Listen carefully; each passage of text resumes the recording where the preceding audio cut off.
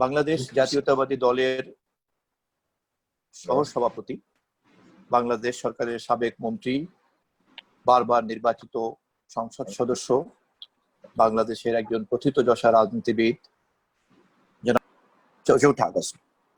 4 August আমাদেরকে ছেড়ে চিরদিনের মতো বিদায় নিয়েছেন। তার পরিবারের শোক সন্তপ্ত সদস্যরা এবং তার অত্যন্ত ঘনিষ্ঠ শুভাকাঙ্ক্ষীরা আজকে এখানে মিলিত হয়েছেন তার প্রতি শ্রদ্ধা, ভালোবাসা, সম্মান জানানোর জন্য। মরহুমের একমাত্র সন্তান ব্যারিস্টার মেহনাজ মান্নান আজকে যারা এখানে উপস্থিত, তাদের উদ্দেশ্যে মরহুমের স্মরণে এই আলোচনা সূত্রপাত করছেন barrister Mehnaz Mannan. Thank you Swapan ভাই। বিসমিল্লাহির রহমানির রহিম। আসসালামু আলাইকুম। আসলে আজকে এই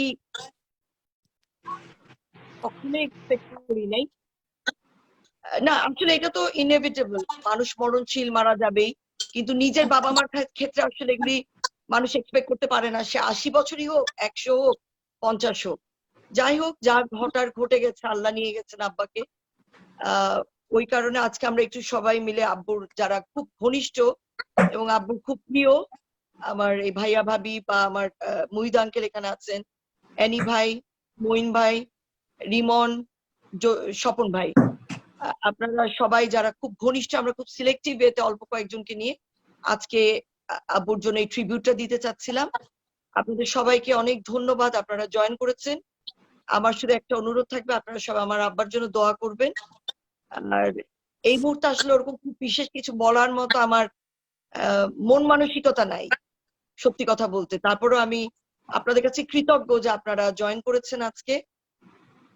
এইটুকু বলে আমি স্বপন ভাইয়ের কাছে ফেরত যাচ্ছি। অনুভব করি ব্যারিস্টার মেহনাজ মান্নান মরহুমের একমাত্র সন্তান এবং তার মনের অবস্থা, তার মানসিকতা, তার শোক, তার ব্যথা আমরা সবাই অনুভব করি। তবে সরি স্বপন ভাই, একটা কথা বলতে পারি? জাস্ট একটা কথা না বললেই না, যেটা আমার প্রথমে বলা উচিত ছিল কিন্তু পরে আর সুযোগ হয় কিনা। ডে 1 থেকে যেই মুহূর্তে আমার আব্বুর এই ঘটনাটা ঘটলো, that is 2nd August early morning UK time, আপনাদের এখানকার সকাল 8টা, সেই মুহূর্ত থেকে এখন পর্যন্ত এই পৃথিবীতে যে মানুষটির আমি সবচেয়ে সাপোর্ট পেয়েছি, ভাবি,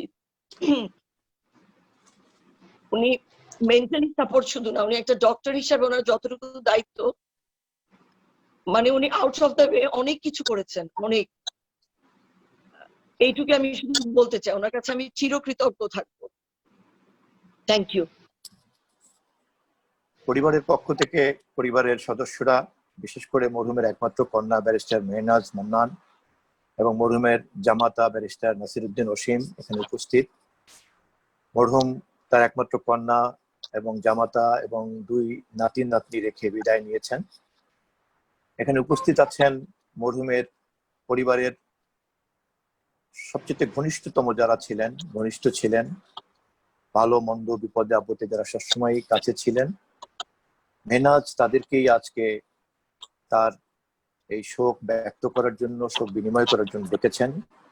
আমার বিশ্বাস যে আজকের এই উপস্থিতির মধ্য দিয়ে মেহনাজের ব্যথার ভার অনেকটা লাঘব হবে। জনাব মরহুম আব্দুল মান্নান সাহেব বাংলাদেশের একজন প্রথিতযশা রাজনীতিবিদ, একজন ভদ্র মানুষ, একজন বিবেকবান ব্যক্তিত্ব সম্পন্ন মানুষ হিসেবে সকলের কাছে শ্রদ্ধাভাজন ছিলেন। তাকে কেউ পেয়েছেন একজন সহকর্মী হিসাবে, বিশেষ করে জনাব আব্দুল মুহিত চৌধুরী সাহেব এখানে উপস্থিত আছেন। তাকে কেউ পেয়েছেন একজন এমপি হিসাবে, কেউ পেয়েছেন একজন মন্ত্রী হিসাবে, কেউ পেয়েছেন বাবা হিসাবে, পেয়েছেন শ্বশুর হিসাবে। এভাবে আমাদের এখানে যারা উপস্থিতের বাইরেও অনেক মানুষ অনেকভাবেই তাকে দেখেছেন। বিশেষ করে তার সংসদ সদস্য হিসাবে যে ভূমিকা, আমি ব্যক্তিগতভাবে 6ম পার্লামেন্ট এবং 8ম পার্লামেন্টে জাতীয় সংসদে তার সহকর্মী ছিলাম। আমি দেখেছি সেখানেও তার যে ভূমিকা, অসংখ্য গুণাগ্রহী তিনি রেখে গিয়েছেন।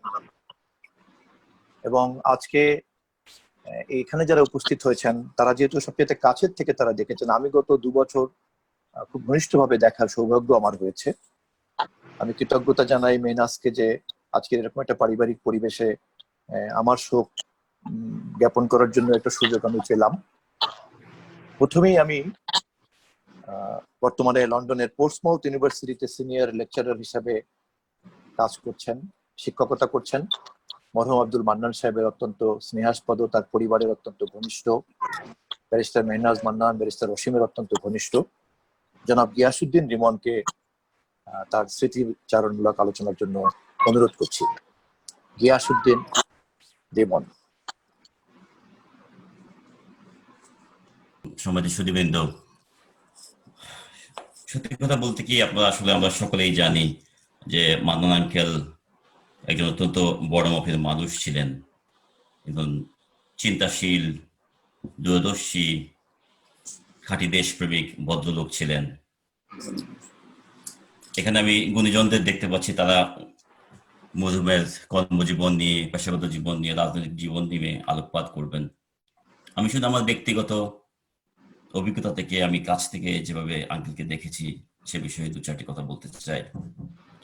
তবে সবচেয়ে অবাক লাগছে যে এত তাড়াতাড়ি আঙ্কেলকে নিয়ে স্মৃতিচারণ করতে হবে, এই কথা আমি কোনোদিন ভাবতেও পারিনি।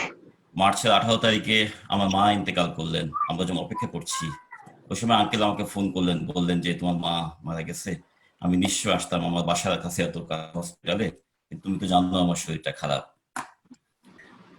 তো সেটাই ছিল আঙ্কেলের সাথে আমার শেষ কথা। কিন্তু ওনাকে আমি চিনি, অসীম ভাই এবং মেহনাজদের বিয়ে যখন হয় তারপর থেকে গত প্রায় 23 বছর ধরে।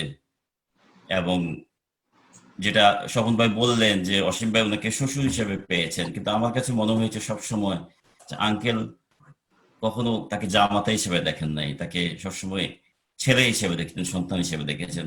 এবং নট অনলি অসীম ভাই, আমরা যারা ওনার বন্ধু হিসাবে, ছোট ভাই হিসেবে আমরা সেখানে গিয়েছি, তাদের সঙ্গে কিন্তু উনি মানে যে পিতৃতুল্য আচরণ করেছেন, আমাদেরকে সন্তানের মতো স্নেহ তিনি দিয়েছেন। এবং আমরা ওই বাসায় গিয়েছি, খেয়েছি, আড্ডা গল্প করেছি, রাতে থেকেছি, কিন্তু আঙ্কেল আন্টি ওনারা সবসময় আমাদের লুক আফটার করতেন। এবং আমার এখনো মানে মনে পড়ে যে পরবর্তীতে যখন আমি সিভিল সার্ভেন্ট হিসেবে ওনার এলাকায় নবাবগঞ্জে একবার পোস্টিং নিয়ে গেলাম, তখন উনি একদিন সন্ধ্যাবেলায় গেলেন, বন্যা ছিল, আমার থাকার জায়গা নেই। তো উনি ওখানে উপজেলা ইঞ্জিনিয়ার এবং অন্যদেরকে থাকার ব্যবস্থা করতে বললেন। এক পর্যায়ে উনি বললেন যে he is my San, uncle বললেন যে হি ইজ মাই সান। আমি এই কথা আমি এখনো আমি চিন্তা করি যে উনার মতো একজন বড় মানুষ হয়তো আর কেউ কোনদিন এই কথা আমার জন্য বলবেন না। এবং এই যে কথাটা উনি বললেন, এখানে কিন্তু উনার মহত্ব, যে উনি যে কত বড় হৃদয়ের অধিকারী, সেই জিনিসটা এখানে ফুটে ওঠে। এবং ওই নবাবগঞ্জে থাকার সময় আমি দেখেছি যে উনিও তখনও জাস্ট ইমিডিয়েট ফার্স্ট মিনিস্টার, তখন উনি কারেন্ট এমপি, সিটিং এমপি, কিন্তু কোনো ধরনের ওখানকার রাজনীতি, ওখানকার প্রশাসনিক কোনো কর্মকাণ্ডে, থানা, পুলিশ বা সিভিল অ্যাডমিনিস্ট্রেশনের কোনো কর্মকাণ্ডে উনি কখনোই কোনো ধরনের ইন্টারফেয়ার করতেন না, যেটা এখনকার সময়ে বলতে গেলে বিরল একটা উদাহরণ। তারও আগে আমরা 2001 সালে নির্বাচনী প্রচারণার সময়, তখন আমি জাস্ট মেহনাজ অসীমদের বন্ধু হিসেবে আমরা নির্বাচনী প্রচারণায় গেলাম একবার।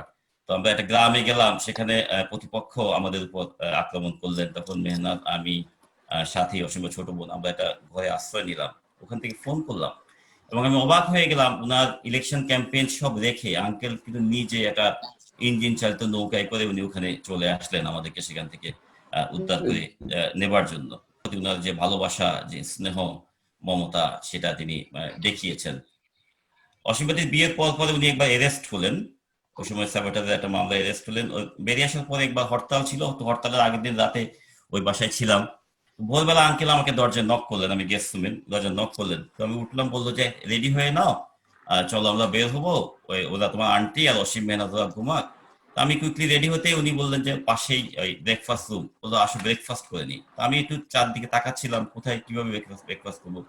তো আঙ্কেল হাসতে হাসতে আমাকে বললেন যে আমি তো বিলেতে ছিলাম, আমি জানি কিভাবে ব্রেকফাস্ট করতে হয়, তুমি আসো আমার সাথে। উনি ব্রেড টোস্ট করে জ্যাম দিয়ে দিয়ে করে কুইকলি কফি বানিয়ে, আমি এতটাই লজ্জিত, কিন্তু উনি একদম মানে স্বাভাবিকভাবেই, এবং ওই সময় উনি গল্প করতেছিলেন যে ওনার যে মানে very strong sense of humour, সেটা আমি তখন দেখলাম। উনি ওনার বিলাতের স্মৃতিচারণ করতেছিলেন যে উনি কোথায় বিফ কিনতে যেতেন, কোথায় ওই ঈদের নামাজ পড়তে যেতেন, কিভাবে প্রথম বিলেতে এসে থাকার জায়গা হলো সেটা। এবং বিশেষ করে আহ, সর্বশেষ যখন ওনারা লন্ডনে আসলেন আন্টি সহ, আন্টির একটা কথা আমার এখনো মনে পড়ে। আন্টি ইন্তেকাল করেছেন, 2.5 বছর হয়ে গেল। আমি আন্টির রহিম মাগফিরাত কামনা করি, আন্টির রহিম মাগফিরাত কামনা করি।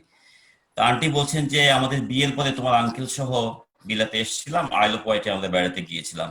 তো এত বছর পরে আবার লাইফকে, আই থিঙ্ক নিয়ারলি 45 ইয়ার্স পরে লাইফকে আবার রিভিজিট করলাম। এবং গাড়িতে ওঠার সময় আন্টি আমাকে বলছিলেন, আমার মাথায় হাত দিয়ে, যে রিমন, তোমাদের সঙ্গে হয়তো আর দেখা নাও হতে পারে। এইভাবে করে চলে যাবেন। কিন্তু আঙ্কেলকে আমি সবসময় দেখেছি শক্ত, এবং উনি ওইবার আমাকে ওই দিন বলছিলেন যে তুমি ব্যারিস্টার হয়েছো, তুমি দেশে চলে আসো, হ্যাঁ আমি তোমার জন্য সংবর্ধনা আয়োজন করব, আমি তোমাকে সবার সঙ্গে পরিচয় করিয়ে দেবো। এবং উনি একটা শেষ কথা বললেন যে আমরা বেঁচে থাকতে তোমরা ফিরে আসো, যাতে আমি তোমাদেরকে সবার সঙ্গে পরিচয় করে দিতে পারি।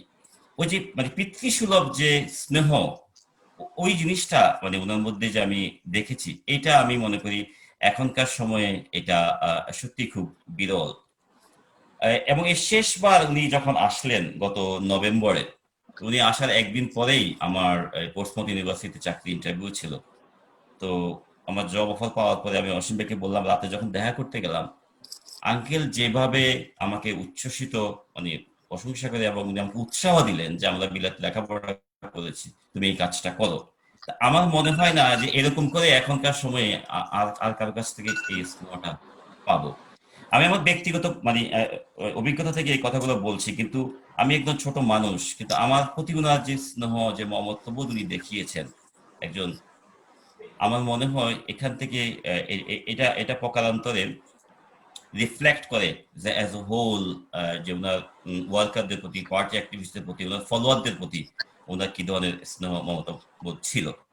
তো আমি মনে করি আঙ্কেলের যে কর্মময় জীবন, এটাকে আমরা যাতে অমর করে রাখতে পারি, সেজন্য আমি পরিবারের প্রতি অনুরোধ করব, আমরা যদি আঙ্কেলের নামে একটা ট্রাস্ট ফান্ড গঠন করে যাতে ভবিষ্যতে যদি চ্যারিটেবল অ্যাক্টিভিটিস চালু রাখতে পারি, তাহলে আমার কাছে মনে হয় সেটা একটা ভালো উদ্যোগ হবে। আর আমরা ভবিষ্যতে যদি পরিস্থিতি স্বাভাবিক হয়, আমরা একটা নাগরিক শোক সভার আয়োজন হয়তো করবো, এবং তখন আমরা একটা পাবলিকেশনের ব্যবস্থা করবো। এটা আমাদের দিক থেকে আমাদের চিন্তা। এখানে গুণীজনরা আছেন, তারা কথা বলবেন, সেজন্য আমি আঙ্কেলের রহিম মাগফিরাত কামনা করে এখানে শেষ করছি। আমি এখন অনুরোধ করব সৈয়দ মঈনুদ্দিন, যিনি একসময় বাংলাদেশ বিমানের লন্ডন শাখার কান্ট্রি ম্যানেজার ছিলেন। মরহুম জনাব আব্দুল মান্নান ব্যারিস্টার অসীম এবং ব্যারিস্টার মেহনাজের ঘনিষ্ঠ হওয়ার কারণে তাকে স্নেহের দৃষ্টিতে দেখতেন, একজন পারিবারিক সদস্য এই পরিবারের। কথা বলছেন সৈয়দ মঈনুদ্দিন। বিসমিল্লাহির রহমানির রহিম। আজকের এই আলোচনা সভায় মরহুম আব্দুল মান্নান সাহেবের আলোচনা সভা উপস্থিত বিএনপির ভারপ্রাপ্ত চেয়ারম্যান জনাব তারেক রহমান, মিসেস জুবাইদা রহমান, এবং বিএনপির মহাসচিব মির্জা ফখরুল ইসলাম আলমগীর, এবং আমার শ্রদ্ধাভাজন ব্যবস্থাপনা পরিচালক আব্দুল মুহিত চৌধুরী সাহেব, এবং সাবেক এমপি জনাব এনি সাহেব, এবং সবাইকে, মাইনাস এবং অসীম ভাইকে, মিশরের পারিবারিক সদস্যের এই আলোচনা সভায় আমাকে স্যার সম্পর্কে কিছু বলার জন্য রেখেছেন।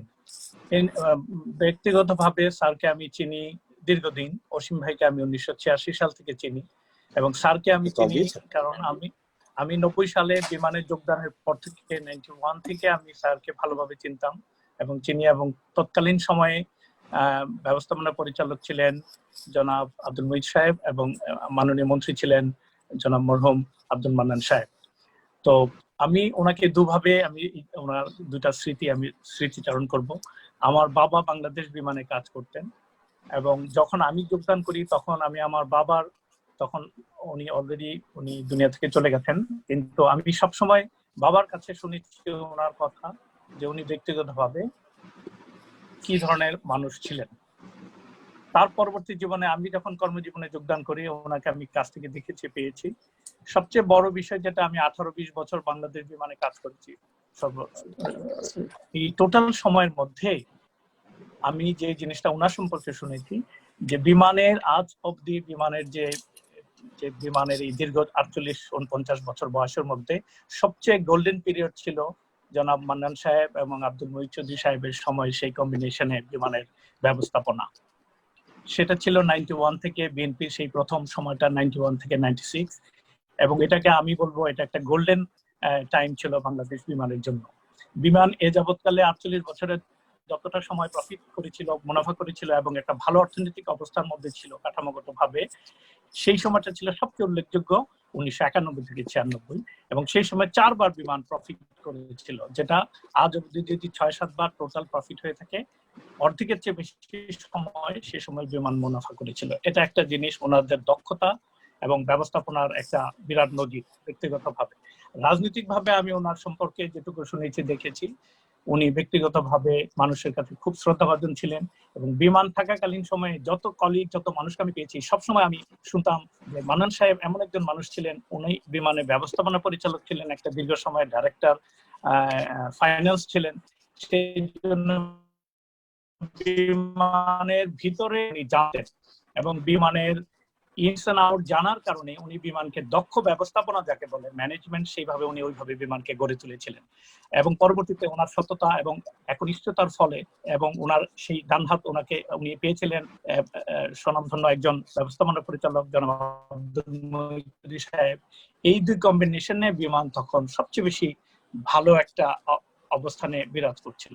সেকেন্ড অ্যাচিভমেন্ট যেটা বিমানের হয়েছিল সেটা হলো যে ওই সময় বিমান লন্ডনের মতো জায়গায় কন্ডিউটি স্ট্রিটে, 17 নম্বর কন্ডিউটি স্ট্রিটে তখন একটা স্থানীয় একটা অফিস 4 তলা 5 তলা একটা বিল্ডিং কিনতে সক্ষম হয়েছিল। যে বিল্ডিংটা, এই অ্যাসেটটা কেনার কারণে ওই সময় 750,000 দিয়ে, স্যার হয়তো মনে থাকবে মুহিত চৌধুরী স্যার তখন ছিলেন এমডি, আর মান্নান সাহেবের নির্দেশে এটা করা হয়েছিল বিএনপির ওই সরকারের সময়ে, এবং আজকে সেটা হয়তো অনেক 15-20 মিলিয়নের সম্পদ বিমানের হয়েছে। তো যাই হোক, এগুলি হলো বিমানের ওনার কর্মদক্ষতা এবং ইয়ের জন্য।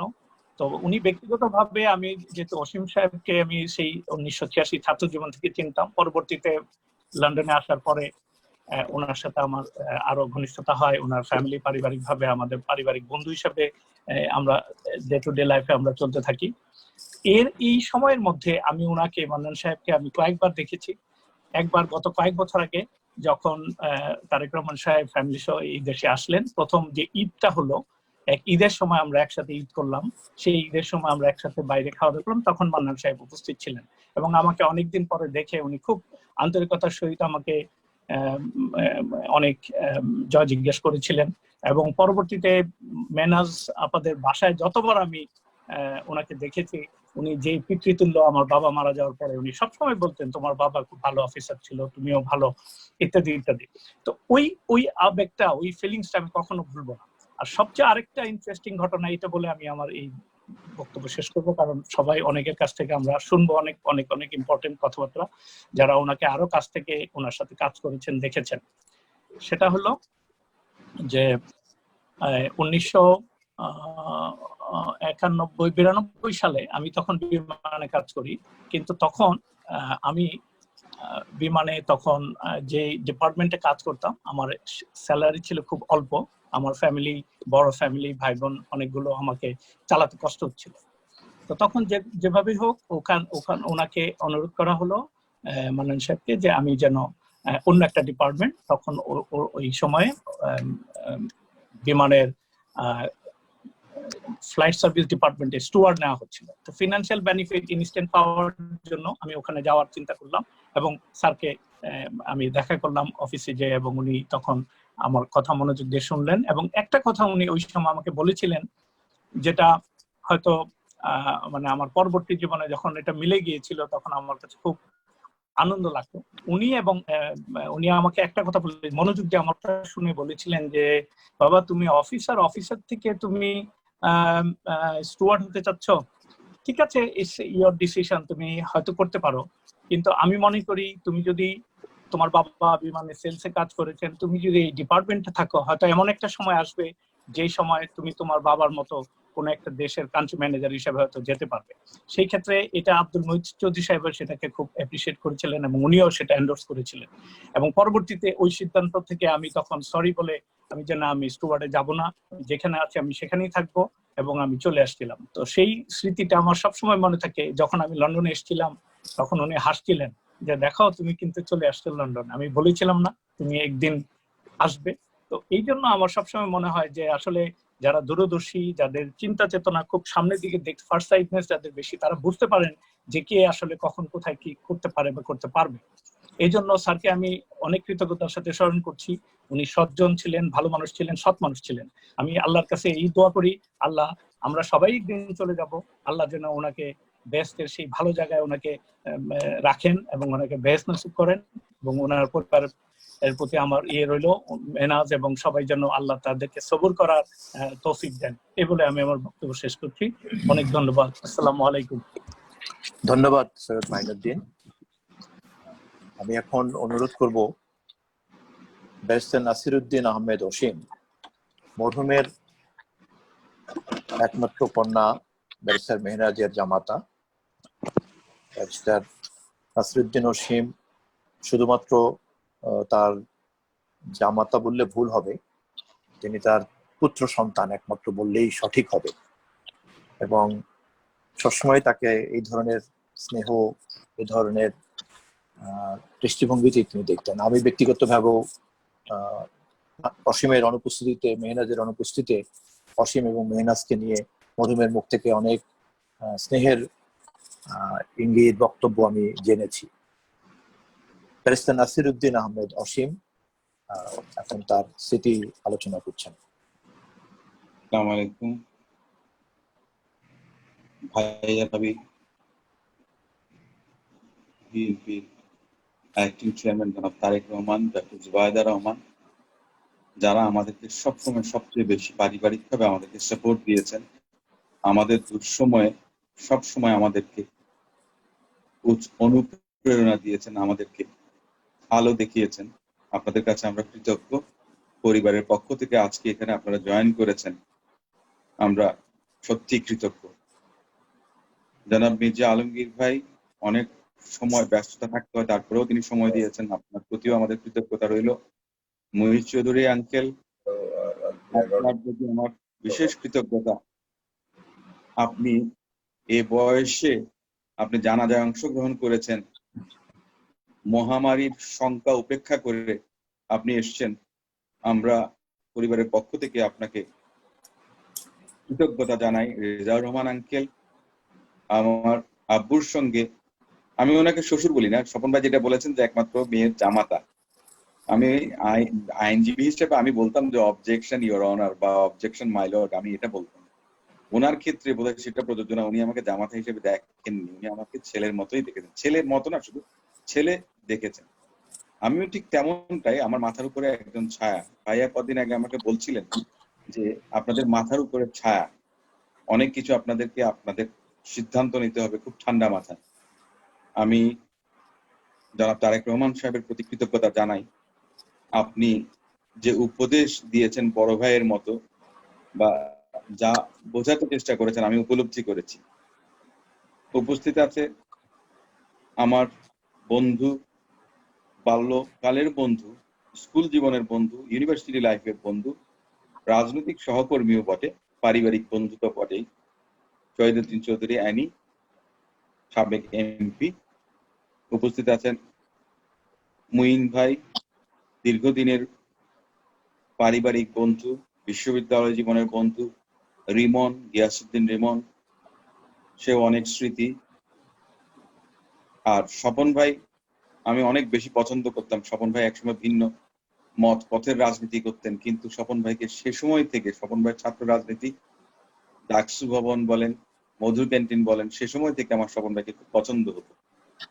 স্বপন ভাই আজকে সঞ্চালনার দায়িত্ব ভার কাঁধে নিয়েছেন, আমি স্বপন ভাইকে কৃতজ্ঞতা জানাচ্ছি।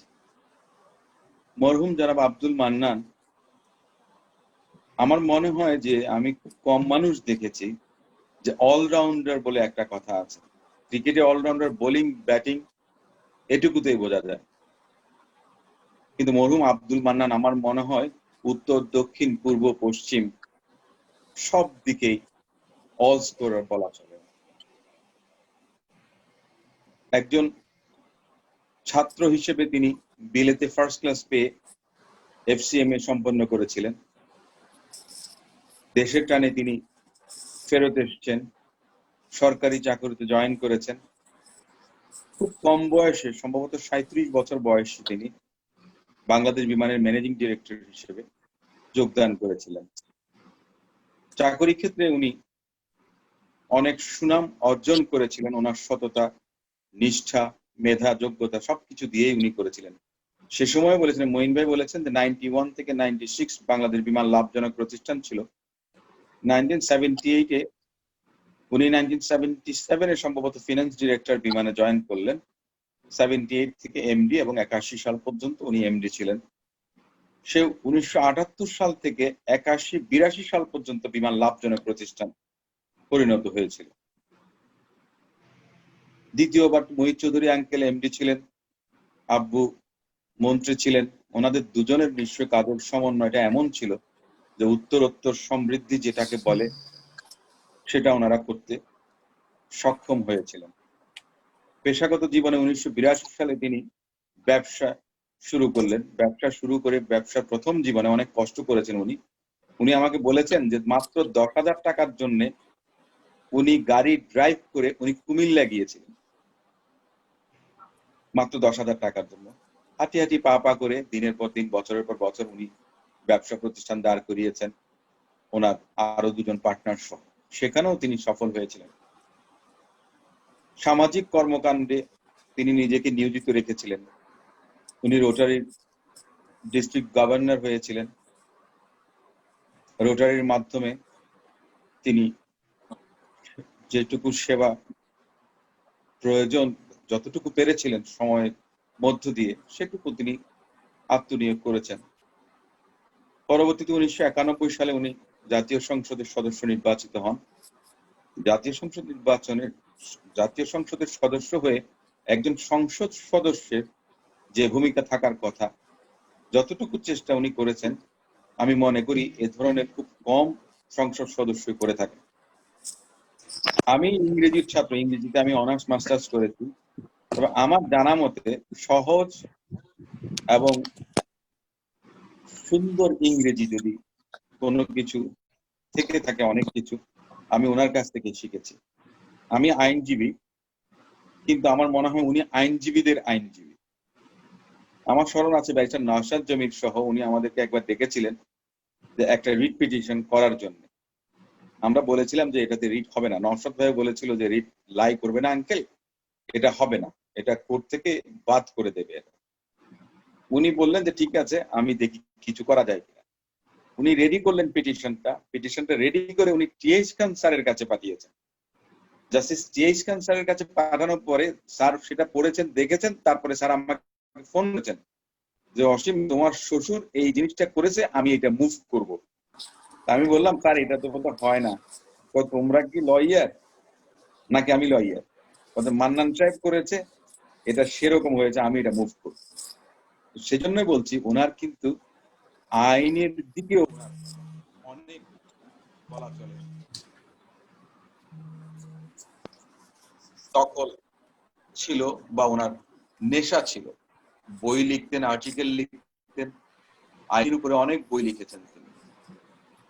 আমরা ওনাকে হারিয়েছি। আমি মনে করি মাথার উপর থেকে ছাদ সরে গেছে। আমরা যেন আমাদের পরিবারের, আমার স্ত্রী, আমার কন্যা সন্তান, পুত্র সন্তান, আমাদের দুজন সন্তান সহ আমরা যেন আগামী দিনগুলো সুন্দরভাবে চলতে পারি। আপনারা আমাদের জন্য দোয়া করবেন। আজকে আপনারা এখানে উপস্থিত হয়েছেন, আপনাদের সকলকে আমি কৃতজ্ঞতা জানাচ্ছি। আরেকটি কথা বলে না বললেই নয়, জনপ্রতিনিধি হিসেবে তিনি কেমন ছিলেন সেটা আমি দেখেছি ওনার এলাকায় গিয়ে, যেখানে এখনকার রাজনৈতিক সংস্কৃতি এমন একটা পর্যায়ে যে অন্য দলের কেউ মারা গেলে দেখা গেছে আমরা হয়তো বলি, আমরা শোক বাণী দেই, বা অন্যরা হয়তো দেখা গেছে যে আপনার ইন্নানিল্লাটাও পড়ে না। বা বিভিন্ন ধরনের কটু মন্তব্য, বাজে মন্তব্য করে থাকে, কিন্তু আমার শ্বশুর সাহেব সম্পর্কে আব্বুর জানাজাতে আমি দেখেছি নবাবগঞ্জে আওয়ামী লীগের প্রেসিডেন্ট সেক্রেটারি থেকে আরম্ভ করে উপজেলা চেয়ারম্যানরা, ভাইস চেয়ারম্যানরা যারা আছে প্রত্যেকে এসছেন, প্রত্যেকে বলেছেন যে মান্নান ভাই একজন মানুষ ছিলেন, অন্যরকম মানুষ ছিলেন। এটা খুব প্রাউড ফিল করেছি আমি ওনাকে দেখেছি। আজকে আপনার অনেকেই আমাদেরকে ফোনে সমবেদনা জানিয়েছেন, বলেছেন রেজাউর রহমান আঙ্কেল, উনি 82 বছর বয়স, উনি অ্যাপোলোতে চলে এসেছেন গাড়ি ড্রাইভ করে, এসে উনি আমাকে খোঁজ করলেন। আমি ওনাকে বলেছিলাম যে আপনি কেন আসলেন কষ্ট করে, তখন বললেন যে আমার বাল্যকালের বন্ধু, একসঙ্গে আমরা লন্ডনে ছিলাম, অনেক দিনের পুরনো বন্ধু, রোটারি একসঙ্গে করে জয়েন করেছি, ড্রাইভার নেই তারপরে নিজে ড্রাইভ করে এসেছেন। আমি ওনাকে বলেছিলাম যে আপনার আসার দরকার নেই, ছিল না উচিত, কারণ এই প্যান্ডেমিকের সময় হসপিটালে আসা আরো বিপজ্জনক। মানুষের জন্য যে ভালোবাসা, যে অনুভূতি, সেটার বহিঃপ্রকাশ দেখিয়েছেন অনেকে। যারা ওনার জন্য দোয়া করেছেন প্রত্যেকের কাছে আমি কৃতজ্ঞতা প্রকাশ করছি। আপনারা আজকে সময় দিয়েছেন, আপনাদের সকলকে ধন্যবাদ জানাচ্ছি। বিএনপি নেতা জনাব শহীদুদ্দিন চৌধুরী এনি। বিসমিল্লাহির রহমানির রহিম। বিএনপির ভাইস চেয়ারম্যান এবং সাবেক বিমান প্রতিমন্ত্রী মরহুম আব্দুল মান্নান সাহেবের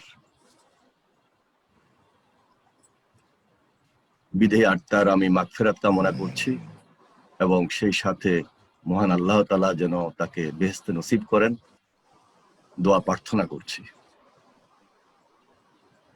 আজকের এই স্মরণ সভায়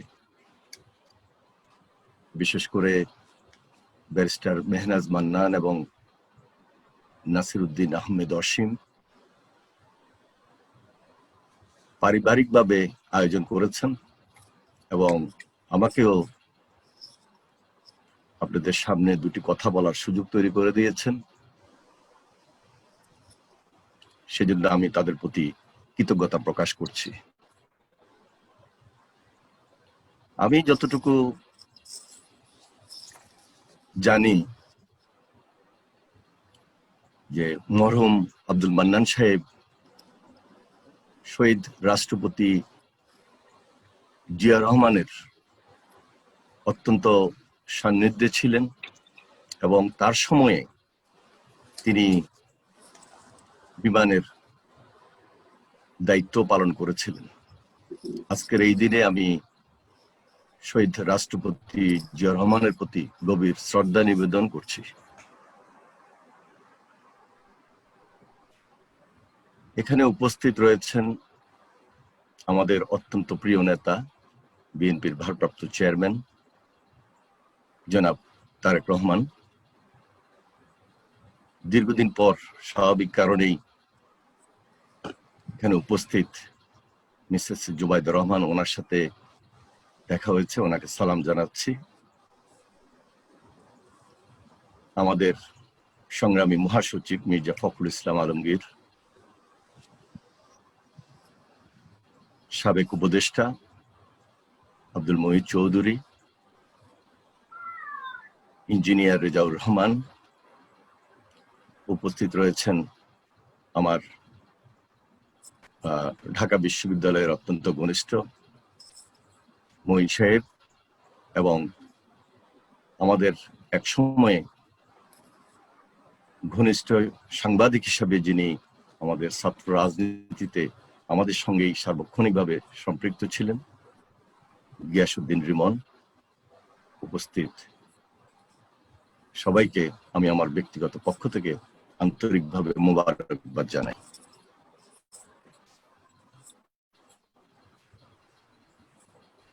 ব্যারিস্টার নাসিরউদ্দিন অসীম, আপনি নিজেই বলেছেন জহিরুদ্দিন স্বপন ভাই, আসলে আমরা স্কুল থেকেই একসঙ্গে লক্ষ্মীপুরে পড়ালেখা করেছি। ওর আব্বা সেখানে ইঞ্জিনিয়ার হিসেবে দায়িত্ব পালন করছিলেন।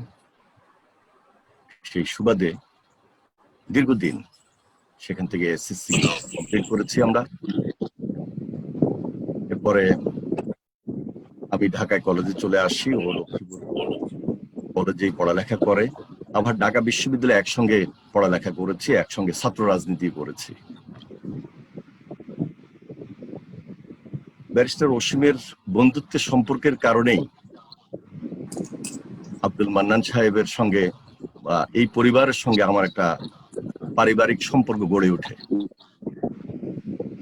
এবং ব্যারিস্টার মেহনাজ মান্নান, ব্যারিস্টার নাসিরউদ্দিন আহমেদ অসীম, আমরা বন্ধু বান্ধবের মতোই সবসময় বাসায়, যেটা গিয়াসউদ্দিন রিমন বলেছিলেন, এই আড্ডা দেওয়া, গল্প করা, খুব স্বাভাবিক কারণেই রাজনৈতিক পরিচয় এবং পারিবারিক সম্পর্ক দুটি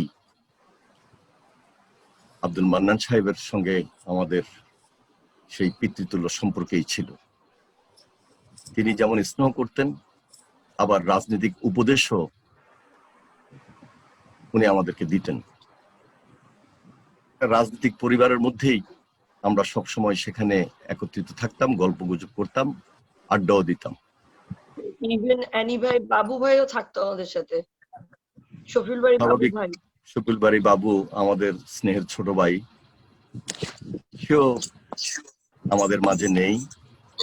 কষ্ট হচ্ছে আসলে এই কথাগুলো বারবার আমাদের সবার সামনে নিয়ে আসা, বলা।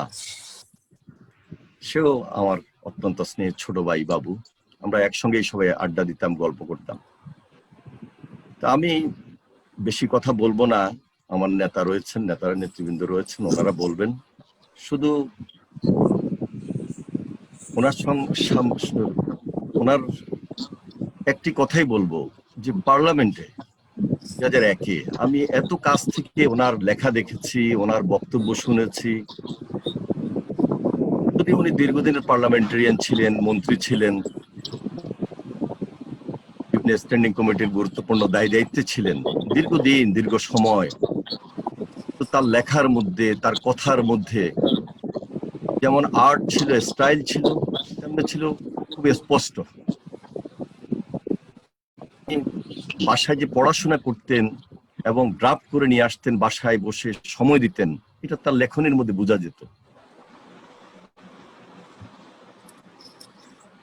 তিনি, তার বক্তব্যগুলো ছিল খুব স্পষ্ট। যাই হোক, তবে রাজনৈতিক জীবনে নির্যাতিত ছিলেন। আমার মনে পড়ে সায়েন্স ল্যাবরেটরিতে যখন ওনার নেতৃত্বে আমরা মিছিল করি, মিটিং করি এই হাসিনার বিরুদ্ধে, ফ্যাসিস্টের বিরুদ্ধে, তখন এক পর্যায়ে আমাদের মিছিলের উপর হামলা হয়। আমরা আত্মরক্ষার্থে ওনার বাসায় গিয়ে আশ্রয় নিই। এই হায়নারা সেদিন তার বাসায়ও হামলা করেছে, একবার না, উপর্যুপরি কয়েকবার। যাই হোক, এগুলো আপনারা সবাই জানেন। মামলা, মোকদ্দমা, হয়রানি, গ্রেপ্তার, এটা তার প্রতিনিধিই ছিল। যাই হোক, আমরা রাজনীতিক, ওনারা রাজনৈতিক পরিবারের লোক, আমরা রাজনৈতিক পরিবারের লোক, কিন্তু এই রাজনীতি হওয়ার কথা ছিল না। আজকে এই দেশে এই রাজনীতি আমাদেরকে মোকাবেলা করতে হচ্ছে।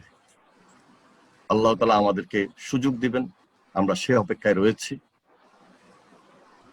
দেশনেত্রী বেগম খালেদা জিয়া তার নেতৃত্বে এবং আমাদের ভারপ্রাপ্ত চেয়ারম্যান জনাব তারেক রহমানের নেতৃত্বে আমরা কিভাবে ঐক্যবদ্ধ থাকবো, এগিয়ে যাব, সে চেষ্টাই আমরা ওনার রাজনীতি থেকে, ওনার অনুপ্রেরণা থেকে, মরহুম আব্দুল মান্নান সাহেবের রাজনীতি থেকে এবং তার অনুপ্রেরণা থেকে অনুকরণ করব এবং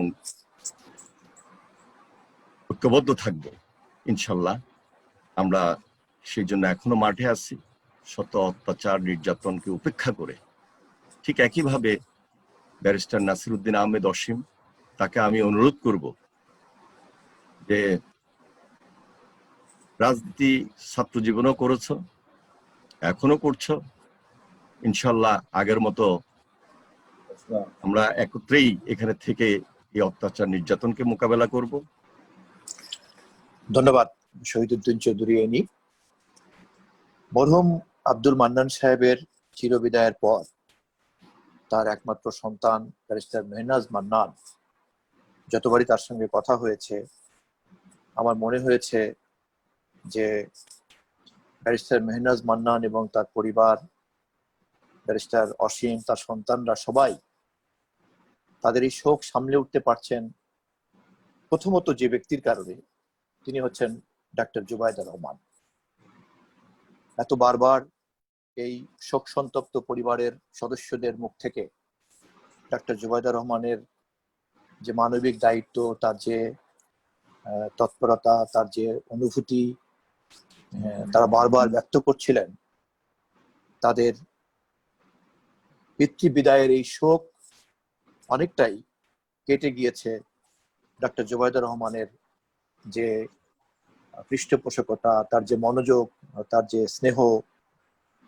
এখন কথা বলছেন ব্যারিস্টার মেহনাজ মান্নানের বড় বোন তুল্য ডাক্তার জুবাইদা রহমান।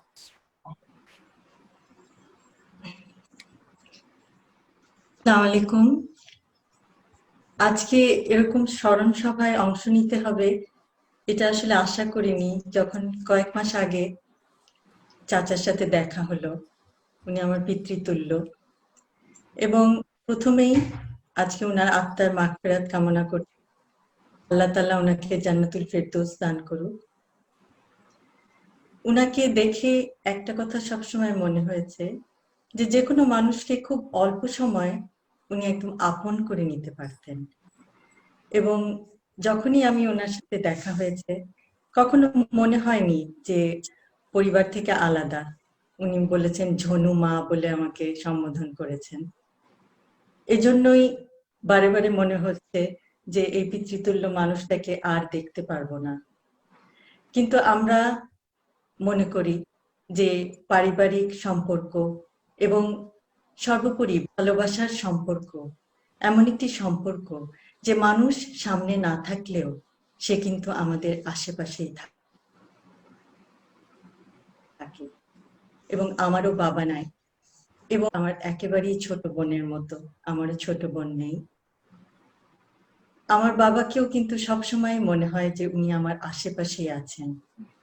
এবং মেহনাজ, একটা কথাই বলবো যে আঙ্কেল হয়তো শারীরিকভাবে আমার সামনে নাই, তোমার সামনে নাই, তার যারা কলিগ ছিলেন, তার যারা শুভাকাঙ্ক্ষী ছিলেন, তার যারা অ্যাডমায়ারার ছিলেন, তাদের মধ্যে নাই, কিন্তু তিনি আছেন কিন্তু সবার মনের মধ্যে। তিনি আছেন আমার পাশে, তিনি আছেন তোমার পাশে, তিনি আছেন আরনাজ আরিজের পাশে। এবং এইভাবেই আমরা তার স্মৃতিকে নিজেদের মধ্যে ধারণ করব, তার অপূর্ণ কাজগুলো শেষ করব, এবং তাকে সবসময় একটি স্মৃতির মণিকোঠায় শ্রদ্ধার সর্বোচ্চ স্থান আল্লাহ তাআলা তাকে সর্বোচ্চ জান্নাতুল ফেরদৌস দান করুক। সবাইকে ধন্যবাদ। জনাব রেজাউর রহমান তার বন্ধু সম্পর্কে আলোচনা করবেন। জনাব রেজাউর রহমান।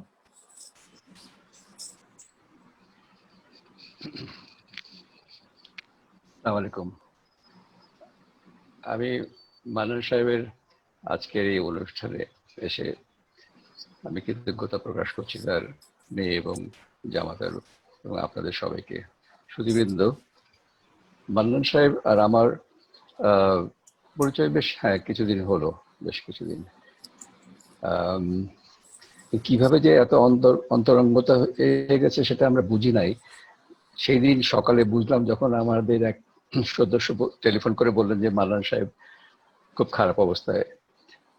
যাই হোক, তো আমি বেশিক্ষণ কথা বলবো না, আমার একটু ইয়ে আছে। তো আমি লন্ডন থেকে শুনেছি, আমার দুই শ্যালক, তারা অ্যাকাউন্টেন্ট ছিল এবং মান্নান সাহেবের বন্ধু ছিলেন, তাদের কাছ থেকে শুনেছি যে খুব ভালো একটা ছেলে আব্দুল মান্নান ওদের সঙ্গে পড়ে। এইটুকুই। তারপরে দেশে আমি 68 এসেছিলাম 3 বছরের জন্য। সেই সময় মান্নান সাহেবের সঙ্গে একদিন দেখা হলো। তারপরে দেশ স্বাধীন হলো। দেশ স্বাধীনের পরে 73 সালে আমার মনে হয় একদিন আমি মান্নান সাহেবের বাসায় গল্প করছি নানা রকম ইয়েতে। তো আপনারা চিনবেন ডক্টর আব্দুল গানি। ডক্টর গানি এসে উনি বললেন যে উনি রোটারি ক্লাব থেকে এসছেন, উনি মান্নান সাহেবকে রোটারিয়ান করাতে চান। তো মান্নান সাহেব আমি দুঃখিত, মাঝে মাঝে আমি মান্নান বলতে পারি, কি জন্য আমার মান্নান সাহেব বলার অভ্যাসটা অনেকদিন আগে চলে গেছে। তো মান্নান সাহেব বলেন যে আমাকে যদি রোটারেন্ট করতে আঙ্কেল হয় প্লিজ তাহলে আপনি আব্বার নাম ধরেই ডাকেন প্লিজ। আচ্ছা, থ্যাংক ইউ মেহরাজ। তো উনি বললেন যে আমার এই বন্ধুটাকে যদি করেন তাহলে আমি রোটারেন্ট হতে পারি, কারণ আমি মনে হয় যে উনি খুব কাজে, উনি দেশে থেকে গেছেন শুধু এই দেশ স্বাধীন হওয়ার পরে 7ই মার্চের বক্তৃতা শুনে। তো যাই হোক, তারপরে আমরা দুজনে রোটারিয়ান হলাম। তো আমি মাঝে মাঝে এসেই খুঁজতাম 79 70-71 দিকে যে দেশে সোনার বাংলা সোনা কোথায়। যাই হোক, তো আমি মান্নান সাহেবের সঙ্গে যখন রোটারিতে গেলাম তখন ধীরে ধীরে বাংলাদেশে যে সোনা আছে সেটা একটু একটু করে পেলাম। ওরও ইচ্ছা ছিল, আমারও ইচ্ছা ছিল। সোনাটা হলো যে এই দেশটা ভালো কাজ করার জন্য যে সুযোগ, ওইটাকে আমি বলবো সোনার খনি। বাংলাদেশে এত বেশি ভালো কাজ করার সুযোগ আছে যে যে করতে চায় তার সারা জীবনেও সে শেষ করতে পারবে না। এনিওয়ে, তো আমরা দুজন রোটারিয়ান হলাম 73-তে একই দিনে। তারপরে ধীরে ধীরে মান্নানের সঙ্গে আমার সখ্যতা কিভাবে যে গড়ে উঠছে আমি জানি না। ও খুব খাটতে ভালোবাসতো এবং ওর অনেক গুণের মাঝখানে একটা গুণ আমার সবচেয়ে ভালো লেগেছে, যে ওর ভিতরে কোনো ডাবল স্ট্যান্ডার্ড ছিল না। ও যা বলতো ও মন থেকে বলতো এবং সেটা সবসময় আমরা পেতাম। তো এইভাবে আমরা একটার পর একটা বছর কাটিয়ে দিয়েছি। আমরা অসংখ্য আই ক্যাম্প করতাম মানুষের গ্রামে, যে যখন আমরা 100-150 মানুষের বুড়ো বুড়ির চোখের অপারেশন করে দৃষ্টি ফিরিয়ে আনতাম, তখন ওরা আমাদের হাত ধরে বলতো, বাবারে কতদিন চোখে দেখি নাই, আবার তোমরা আসলে। এইসব জিনিসগুলো দেখে আমরা আরো বেশি ইনভলভ হয়ে গেলাম। আই ক্যাম্প করেছি, তারপরে ঝড়ে সমস্ত ফরিদপুরের চরে সব বাড়ি উড়ে গেছে, আমরা কয়েকজনে মিলে সেই সব বাড়িগুলো করেছি। আমাদের নিজেদের টাকা আমরা বেশি খরচ করতাম না। আপনারা জানেন রোটারি মুভমেন্টে আমরা হাজারও সময় দিতে হতো অনেক, উনিও সময় দিতেন, আমিও দিতাম। তো ধীরে ধীরে আরো ঘনিষ্ঠতা হয়। তারপরে আমরা বেশ কয়েকবার বিদেশে কনফারেন্সে গিয়েছি একসঙ্গে, আমরা সপরিবারে 3-4টা ফ্যামিলি আমরা যেতাম। সেই যে যাওয়া এবং সেই যে সঙ্গ, এখানে মানুষের ভেতরের অনেক গুণাগুণ ভালো করে দেখা যায়। আপনি অফিসে, আদালতে, ব্যবসায়, কোর্টে, এখানে যতটা বুঝবেন, আপনি যখন ট্যুরে যাবেন 1 মাস, এই 15 দিন 10 দিন বিদেশে ট্যুরে যাবেন, প্রতিটা পদে আপনি সেই মানুষের ভেতরের সব জিনিস জানতে পারবেন। এইভাবে ধীরে ধীরে ও আমাকে আকৃষ্ট করে। ওর নানা গুণ আছে। একটা তো হলো যে অনেকে, এটা আমাদের ক্লাবে আমরা যখনই কোনো গেস্ট স্পিকার আসতো বলতো এবং সেই শুনে আমরা পরে আবার একটা appreciative vote of thanks move করতে হতো। হঠাৎ করে যদি আমাদের মাননীয় সাহেবকে বলা হতো যে আচ্ছা মাননীয় সাহেব, এবার আপনি ভোট অফ থ্যাঙ্কস দেবেন, কোনো প্রিপারেশন নাই, কিন্তু ওনার মাথায় এত এত ডাটা থাকতো এবং উনি এত তাড়াতাড়ি সে ডাটা রিট্রিভ করতেন। কি সুন্দর করে কোথাকার পয়েন্ট কোথা থেকে নিয়ে এসে উনি সুন্দর করে আস্তে আস্তে কথা বলতেন। ওর আরো অনেক গুণের একটা হলো যে ও খুব জোরে কথা বলতো না, ধীরে ধীরে কথা বলতো। সেই কথার মধ্যে যে ফোর্স, সেটা আমরা বুঝতাম কি করে লাগলো। সেই গন্ডগোল, আমি তখন ক্লাবের প্রেসিডেন্ট, তো আমি প্রেসিডেন্ট হিসাবে তো আমার বন্ধুকে একটা হেল্প করবোই। কিন্তু সেই হেল্প করতে করতে 4-5 ঘন্টা পরে আমি আমার 2-3টা বন্ধু আমরা এক্সস্টেড হয়ে গেলাম। কিন্তু মান্নান সাহেবের স্ট্যামিনার এতটুকু কম নাই।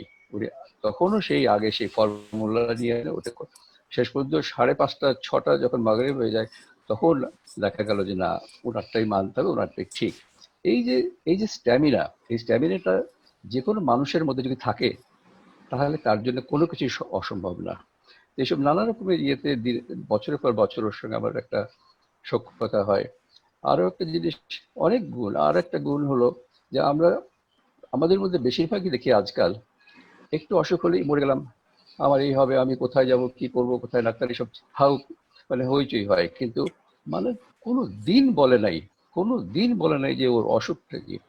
ওর স্ত্রীটা এত চমৎকার একটা মহিলা, তার যে এত অসুখ কোনোদিন বলেনি যে ও অসুখ, কোনোদিন তার দুঃখের কষ্টের কথা আমাদের বলে নাই। আমরা খবর পেতাম।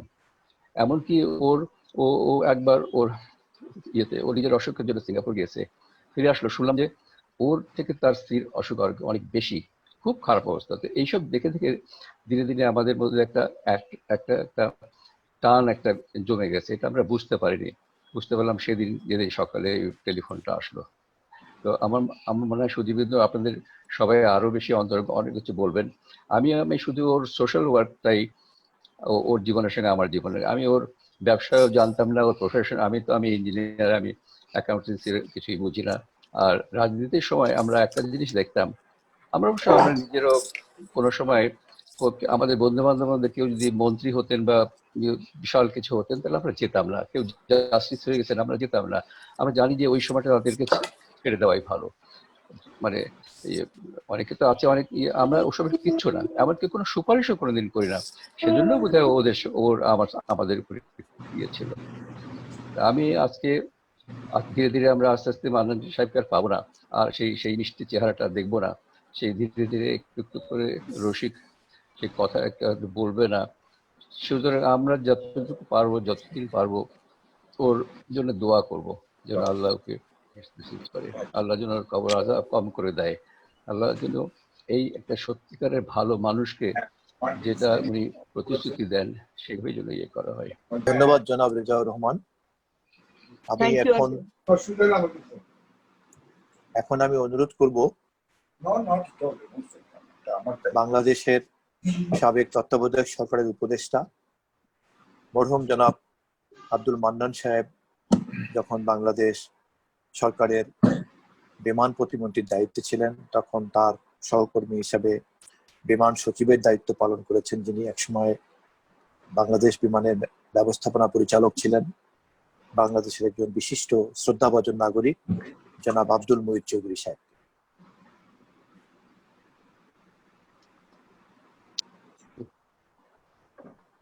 আসসালামু আলাইকুম। ওয়ালাইকুম আসসালাম। আমি প্রথমেই আমি প্রথমেই জনাব মান্নানের প্রয়াণে দুঃখ প্রকাশ করছি এবং আল্লাহর কাছে প্রার্থনা করছি যেন আল্লাহ তাকে জান্নাতুল ফেরদৌস নসিব করেন, তার স্ত্রীকেও। জনাব মান্নানের সঙ্গে আমি আসলে সচিব ছিলাম না, আমি ব্যবস্থাপনা পরিচালক ছিলাম বিমানের, এবং তখনই তার সঙ্গে আমার প্রথম দেখা হয়, পরিচয় হয়। এরপরে আমিও চাকরি থেকে রিটায়ার করি 2000-এ, এবং এই পরবর্তীকালে তার সঙ্গে আমার সম্পর্ক অনেক গাঢ় হয়েছে এবং আমি তাকে খুব ঘনিষ্ঠভাবে চেনার, এবং যেখানে উনি আমার মন্ত্রী ছিলেন আমি তার অধীনে কাজ করেছি, কিন্তু পরবর্তীকালে আমি বলবো যে আমাদের মধ্যে একটা বন্ধুত্বের সম্পর্ক সৃষ্টি হয়েছিল। আসলে বয়সে তিনি আমার চেয়ে খুব বেশি ছিলেন না, অল্প, আমার চেয়ে বেশি বয়স ছিল তার। তো মান্নান সাহেবকে দেখেছি আমি যে অত্যন্ত অমায়িক এবং খুব ভদ্রলোক, এবং আমার আগে আরেকজন বললেন যে মান্নান সাহেব খুব আস্তে আস্তে কথা বলতেন। আরেকটা জিনিস আমি দেখেছি মান্নান সাহেবের, যে তিনি ল অ্যাবাইডিং ছিলেন এবং পারফেক্ট জেন্টলম্যান। এই বিষয়ে আমার মনে হয় যে তার শত্রু মিত্র নির্বিশেষে কেউই দ্বিমত পোষণ করবেন না। আরেকটা জিনিস যেটি আমি দেখেছি তাকে কাজ করার সময়, সেটা হলো যে তিনি খুব থরো ছিলেন। মানে অ্যাকাউন্টেন্ট আমি অনেক দেখেছি, কিন্তু মান্নান সাহেব was a wizard with figures, facts and figures. এবং এর আগে একজন বললেন যে মনে হতো যে তার মাথার মধ্যে অনেক কিছু আছে। আসলেই তার এই দিকটি আমি মনে করি যে খুব গুরুত্বপূর্ণ ছিল। তিনি ফ্যাক্টস এন্ড ফিগার্স নিয়ে সবসময় চলতেন এবং তাৎক্ষণিকভাবে he could recall, his mind was like a computer. তো কিন্তু একটা জিনিস আমি বলতে হয়, মান্নান সাহেবকে যখন থেকে আমি চিনেছি, প্রথম উনি যখন আমার প্রতিমন্ত্রী ছিলেন, আমার কোনোদিনই উনি আর রাজনীতি একসঙ্গে, এটা আমি কোনোদিন চিন্তা করতে পারিনি। আপনারা কিছু মনে করবেন না। আমি সবসময় ভাবতাম যে ইনি কিভাবে রাজনীতির মধ্যে গেলেন, কিন্তু রাজনীতিতেও কিন্তু আসলে তিনি দক্ষতা দেখিয়েছেন তার আচার আচরণের কারণে। মানুষের সঙ্গে মিশার যে তার একটা গুণ ছিল, এটা খুবই আমি মনে করি যে ইম্পর্টেন্ট একটা quality in politics. But otherwise আমি সবসময় মনে করতাম যে তার রাজনীতিতে থাকার কথা নয়, তো তিনি রাজনীতিবিদ ছিলেন এবং ব্যক্তিগত পর্যায়ে তার অবদান বাংলাদেশের ট্যুরিজমের জন্য। আমরা উনি দীর্ঘদিন প্যাসিফিক এশিয়া ট্রাভেল অ্যাসোসিয়েশনের বাংলাদেশ চ্যাপ্টারের প্রেসিডেন্ট ছিলেন। আমরা সবাই মিলেই তাকে অনুরোধ করে রাজি করিয়েছিলাম, কারণ উনি একমাত্র এই বাংলাদেশের ট্যুরিজম সেক্টরে কাজ করার যারা করছিলেন আগের থেকে তাদের মধ্যে যিনি রিলেন্টলেসলি ট্যুরিজম প্রমোশনের জন্য নিজের পকেটের পয়সা খরচ করতে পারতেন এবং করতেন না। সো মাচ সো এখানে আরেক সিভিল এভিয়েশনের মিনিস্টার সাহেব আছেন, তিনি জানেন যে পাটাতে বাংলাদেশ সরকার tourism corporation was the member, এখন অবশ্য ট্যুরিজম বোর্ড হয়েছে, কিন্তু বাংলাদেশ সরকার $3,000 না $4,000 একটা সাবস্ক্রিপশন দিতে হতো অ্যানুয়াল, সেই টাকাটাও দিত না। তো মান্নান সাহেব যতদিন ছিলেন উনি পকেট থেকে, নিজের পকেট থেকে সরকারের হয়ে টাকাটা দিতেন। সরকার সে তার দলই হোক আর বিরোধী দল, তিনি বিরোধী দলেই থাকেন, এই টাকাটা উনি নিজে দিয়ে দিতেন পাটাকে, দিয়ে আমাদের বাংলাদেশের মেম্বারশিপটা বহাল রাখেন। Manan Sahib was very fashionable. He was very conscious of how he looks, how he dresses, এবং খুব কেয়ারফুলি তিনি ড্রেস আপ করতেন। আমি যে জিনিসটা আরেকটা জিনিস দেখেছি, তিনি বিমানে কাজ করেছেন অনেক বেশি সময় এবং বিভিন্ন লেভেলে কাজ করেছেন, ফাইন্যান্সে, তারপরে finance director, he knew almost everything, জ্ঞান ছিল। এবং এটা আমার জন্য খুব উপকারী ছিল, কারণ I could always fall back on his একটা জিনিস এবং অনেক খুঁটিনাটি জিনিস। আমি ম্যানেজিং ডিরেক্টর ছিলাম, আমি এখনো এগুলো জানি না, কিন্তু আমি দেখেছি মান্নান সাহেব ডিটেইলস ইঞ্জিনিয়ারিং থেকে শুরু করে আর ফাইন্যান্সে তো নোবডি টু বিট হিম। তো এই পরিস্থিতিতে উনি এইভাবে কাজ করতেন, এটা আমি তার কাছ থেকে অনেক, আমি নির্দ্বিধায় বলবো।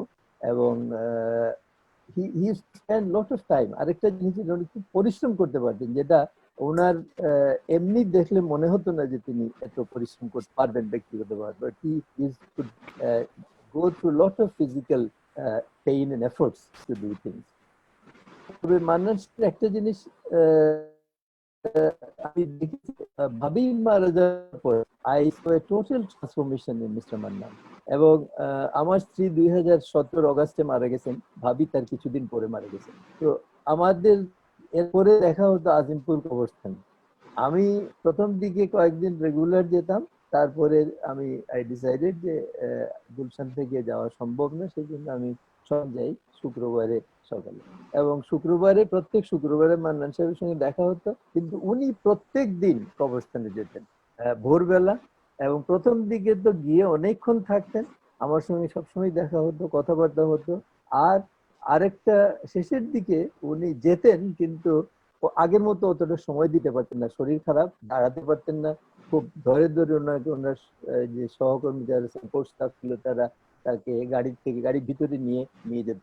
তো তখন বলতেন যে মুহিত সাহেব, আমি এখন বেশি সময় থাকতে পারি না, তো সেই জন্য আমি বাসায় পড়ে টরে তারপরে আসি, এসে এখানে শুধু জিয়ারতটা করি। তো তার যে তার স্ত্রীর প্রতি যে গভীর ভালোবাসা, এটাও আরেকটা জিনিস, I was very impressed seeing this. এবং যেদিন ভাবি মারা গেলেন, তার জানাজায়, যেখানে মান্নান সাহেবের জানাজা হলো সেদিন ঈদগাহ ময়দানে, সেখানে ভাবিরও জানাজা হয়েছিল এবং আমি সেখানে ছিলাম। যারা ছিলেন তারা, তাদের নিশ্চয়ই মনে আছে যে মান্নান সাহেব কথা বলতে গিয়ে কান্নায় ভেঙে পড়লেন। ইনফ্যাক্ট অনেক কষ্ট করে উনি তার বক্তব্য শেষ করতে পেরেছিলেন। He was very attached to his wife, he was a family man. আমি যে কথাটা বলতে চাচ্ছি, হি ওয়াজ এ ফ্যামিলি ম্যান। তো এই যে বিভিন্ন দিক থেকে পর্যালোচনা করলে, যে professional accountant, manager, good businessman, ব্যবসাটাকে তিনি দাঁড় করিয়েছিলেন। আর রাজনীতিতেও তিনি, যে পার্টিতে তিনি ভাইস চেয়ারম্যান হওয়া, এটা তো নিশ্চয়ই তার দক্ষতার পরিচয়, তার কমিটমেন্টের পরিচয়। তো সেই হিসাবে বলতে গেলে আমি বলবো যে মান্নান সাহেব এটা কমপ্লিট পার্সন ছিলেন, যেখানে সবকিছুই সুন্দরভাবে ফিট ইন করেছে। উনি চলে গেছেন, আমরা যারা তাকে চিনতাম will miss him very much, এবং ওনার রিপ্লেসমেন্ট আমার মনে হয় যে it will be very difficult, not only in the political arena but general in the business area also. ওনার মতো এত সিরিয়াস বিজনেসম্যান, মেথডিক্যাল লোক পাওয়া খুব মুশকিল। আমি আই ওয়াজ প্রিভিলেজড, তার সঙ্গে কাজ করেছি, এবং এটা আমি বলতেই হবে যে কাজ করার সময় আমাদের অনেক মতবিরোধ হয়েছে, কিন্তু মান্নান সাহেবের কারণে পরবর্তীকালে যে উনি এমন ভাবে আমাকে গ্রহণ করলেন যে we became very good friends. এখানে আমি মনে করি যে এটাও তার একটা role of healing wounds, healing misunderstandings and creating an atmosphere of friendship. I am very grateful ওনার কাছে যে উনি আমাকে এত স্নেহ করেছেন, এত বন্ধুত্ব দিয়েছেন। আর আমি মেনাজ এবং অসীমের কাছে কৃতজ্ঞ যে আমাকে আজকে এই ধরনের একটা ছোট পরিসরে অল্প কিছু ঘনিষ্ঠ ব্যক্তির যেখানে সমাবেশ, সেখানে আমাকে অংশগ্রহণ করার সুযোগ দেওয়া হয়েছে। আমি হান্নান সাহেব এবং ভাবি দুজনে তার শান্তি কামনা করি, এবং আমি বলেছি সেদিন যে আমি গত শুক্রবারে যখন দিয়েছি ওনার দাফনের পরে, তা আমি আমার স্ত্রী কবর জিয়ারত করে মান্নান সাহেবের কবর জিয়ারত করে আসছি, এবং আমি এটা মাঝে মাঝেই করবো ইনশাআল্লাহ। আপনাদের সকলকে অনেক ধন্যবাদ। স্বপন ভাই, জি জি জি, ধন্যবাদ জনাব আব্দুল মুহিত চৌধুরী। মরহুমের শোক সন্তপ্ত পরিবার আপনার প্রতি বিশেষভাবে কৃতজ্ঞতা জানিয়েছে। এখন মরহুম জনাব আব্দুল মান্নান সাবেক বিমানমন্ত্রী ছিলেন, পরবর্তীতে বাংলাদেশ জাতীয়তাবাদী দলের বর্তমান মহাসচিব জনাব মির্জা ফখরুল ইসলাম আলমগীর সাহেব, তিনিও বিমানমন্ত্রীর দায়িত্বে ছিলেন, এবং বিএনপির মহাসচিব হিসাবে বিএনপির ভাইস চেয়ারম্যানের রাজনৈতিক সহকর্মীর সর্বশেষ অভিজ্ঞতা, সর্বশেষ স্মৃতি বিনিময় করবেন জনাব মির্জা ফখরুল ইসলাম আলমগীর, মহাসচিব বাংলাদেশ জাতীয়তাবাদী দল। ধন্যবাদ স্বপন। আসসালামু আলাইকুম। আজকে আমি অত্যন্ত নিজেকে সৌভাগ্যবান মনে করছি এই জন্যে যে আজকে জনাব মান্নানের এই স্মরণ সভায় আমি পরিবারের পক্ষ থেকে আমন্ত্রিত হয়েছি। যদিও আমার সঙ্গে তার খুব একটা পারিবারিক সম্পর্ক ছিল না, ব্যক্তিগত সম্পর্ক জনাব মান্নানের সঙ্গে আমার সঙ্গে খুব বেশি ছিল না, ঘনিষ্ঠ ছিল না। আমার সঙ্গে তার যা কিছু সম্পর্ক সবই হচ্ছে রাজনৈতিক সম্পর্ক, এবং রাজনৈতিক সহকর্মী হিসাবে আমি তাকে যতটুকু চিনি। আজকে আমার এই সৌভাগ্য যে আজকে এখানে উপস্থিত আছেন আমার কয়েকজন প্রিয় মানুষ, শ্রদ্ধেয় মানুষ। আমার নেতা আছেন, আমার নেতা সহধর্মিণী আছেন। আমার অন্যতম শ্রদ্ধেয় প্রিয় মানুষ হচ্ছেন মুহিত চৌধুরী সাহেব। তাকে অনেকদিন পরে দেখতে পেয়ে আমি যে অত্যন্ত খুশি হয়েছি। আমি অসীমকে ধন্যবাদ জানাবো, আজকে ধন্যবাদ জানাবো যে আমাকে তারা এই সুযোগ করে দিয়েছে। জনাব মান্নান একজন বিরল ব্যক্তিত্বের মানুষ। সহজে আজকালকার সময় এই সময়ে এই ধরনের ব্যক্তিত্ব, বিশেষ করে যেটা মুহিত চৌধুরী সাহেব বললেন, রাজনীতিতে পাওয়া বেশ দুষ্কর। যদিও তার প্রজন্মের মানুষেরা প্রায় এই একই ধরনের ছিল, অনেকেই, সবাই না অনেকেই। তো সেই জন্যে একটা সত্যি বিরল একটা ব্যক্তিত্বের মানুষ, অত্যন্ত পরিমার্জিত, পরিশীলিত। এমনকি তিনি যে বক্তব্য রাখতেন, তার যে শব্দ চয়ন করতেন, সেই শব্দগুলো ছিল আপনার বেশ মনে হয় যে একটা মেপে নেওয়া। তিনি লিখতেন, প্রায় তার লেখা পত্রিকায় বেরোত, এবং সেখানে বিভিন্ন বিষয়ের উপরে তিনি লিখতেন। ট্রাফিকের উপরে লিখতেন, ফ্লাডের উপরে লিখতেন, ইলেকট্রিসিটির উপরে লিখতেন। অর্থাৎ দেশের সমাজের বিভিন্ন বিষয়গুলোর দিকে তার নজর ছিল, সেগুলো তিনি পড়াশোনা করতেন, বোঝা যায়, সবাই যারা বুঝতেই পারতেন তার শব্দ চয়নের মধ্যে দিয়ে। একজন সফল মানুষ, সাকসেসফুল ম্যান, ছাত্র অবস্থায়, লেখাপড়ায়, কর্মজীবনে, প্রফেশনে, রাজনীতিতে, যেটা মুহিত সাহেব বলেছেন যে কিন্তু উনি ওনার এলাকাতে খুব জনপ্রিয় মানুষ। সবচেয়ে বড় যেটা আমি মনে করি যে অ্যাচিভমেন্ট ছিল, যে আমাদের নেত্রী দেশনেত্রী বেগম খালেদা জিয়া তাকে খুব পছন্দ করেন, এবং তাকে তিনি কাজে বিভিন্নভাবে কাজ দিতেন এবং কাজগুলো তিনি অত্যন্ত সুন্দর করে আনতেন, যে কারণে তিনি সবসময় তাকে অত্যন্ত পছন্দ করতেন। মান্নান সাহেবের বাসায় আমি একবার রাজনৈতিক কারণে গেছি, কিন্তু আমার যাওয়ার আরেকটা ওকেশন ছিল যখন ওনার স্ত্রী পরলোকগত হলেন। আমি দেখেছি কিভাবে উনি ভেঙে পড়েছিলেন, এবং পরবর্তীকালে আমরা যেটা শুনলাম মহিত চৌধুরী সাহেবের কাছে, অন্যান্যদের কাছ থেকে, তার একটা দিন, অসীম বলেছে আমাকে যে একটা দিন বাদ ছিল না তিনি স্ত্রীর কবরে গিয়ে জিয়ারত করেন। ওইখানে একটা জিনিস যেটা আপনার বোঝা যায় আর কি, যে একটা মানুষ কতটুকু সিনসিয়ার হলে, কতটুকু কমিটেড হলে, অব্লিগেটেড হলে এবং একই সঙ্গে নিষ্ঠাবান হলে, আস্থাবান হলে তিনি এইভাবে তার সহধর্মিণীকে মনে রাখতে পারেন। মেয়ে এখানে আছে, মেয়ে তো তাকে সবচেয়ে ভালো চেনে, ছেলে আছে, ছেলেই বলবো, সেও ভালো চেনে, আর আমাদের নেতা এবং নেতার সহধর্মিণী তাকে ঘনিষ্ঠ কাছে থেকেছিলেন। সুতরাং খুব বেশি কিছু বলার নেই। রাজনৈতিক সহকর্মী হিসেবে তিনি একজন বিরল ব্যক্তিত্ব, আমি আগেও বলেছি আপনাকে। প্রায় সময় উনি চিঠি লিখতেন এবং সেই চিঠিগুলো ছিল আপনার দলের বিভিন্ন বিষয়ের উপরে। ম্যাডাম ওনাকে আমার সঙ্গে ত্রাণ কমিটি, জাতীয় ত্রাণ কমিটির পরিচালনার দায়িত্ব একসাথে দিয়েছিলেন। আমরা কাজ করেছি ওই সময়, এবং উনি প্রত্যেকটি খুঁটিনাটি হিসাব পর্যন্ত উনি খুব অত্যন্ত সুন্দরভাবে রক্ষা করতেন। আমার বলবো যে আমার তো আসলে আমি সকলের অনেক ক্ষুদ্র মানুষ, মান্নান সাহেবের সংস্পর্শে এসেই আমি অত্যন্ত উপকৃত হয়েছি। আমি বিমান মন্ত্রণালয়ে কিছুদিন কাজ করেছি, 16 মাস। ওইখানে তার যে কথা শুনেছি আর মহিত চৌধুরী সাহেবের যে কথা শুনেছি, এবং তারপরে আমার সুযোগ হয়েছিল বিলাতে যাওয়ার। ওই সময়ই আমাকে মহিন নিয়ে গিয়েছিল তাদের অফিসে, এবং সেখানে গিয়ে আমি দেখেছি যে আপনাদের প্রচেষ্টায় সেখানে কিভাবে বাংলাদেশ বিমানের একটা বিরাট সম্পদ তৈরি হয়েছে। এটা নিঃসন্দেহে প্রমাণ করে যে মান্নান সাহেব সাধারণ মানুষ ছিলেন না। তার যে পরিশীলিত, মার্জিত যে চরিত্র, সেই চরিত্রের মধ্যে থেকে তিনি কিন্তু অসাধারণ ছিলেন, অদ্বিতীয় ছিলেন। হ্যাঁ, রাজনীতির পথটা তার খুব যে কুসুমাস্তীর্ণ ছিল তা ছিল না। শেষের দিকে তিনি একটু অসন্তুষ্ট ছিলেন অথবা কষ্টে ভুগেছেন, এটা মনে হয়েছে আমার কাছে। তার জন্য কিন্তু কখনো বসে থাকেন তিনি, মনে হয়েছে যে ওয়ান্টেড টু ওয়ার্ক, কাজ করতে চেয়েছেন, এবং সেই কাজ উনি অনেক সময় চেয়ে নিয়ে করেছেন, যেটা আমার কাছে সবচেয়ে ভালো লেগেছে। মান্নান সাহেবের চলে যাওয়াটা হঠাৎ করে, এবং আমরা ঠিক প্রস্তুত ছিলাম না মানসিকভাবে, কারণ ওনার স্বাস্থ্য সম্পর্কে কোনোদিন কোনো অভিযোগ শুনিনি।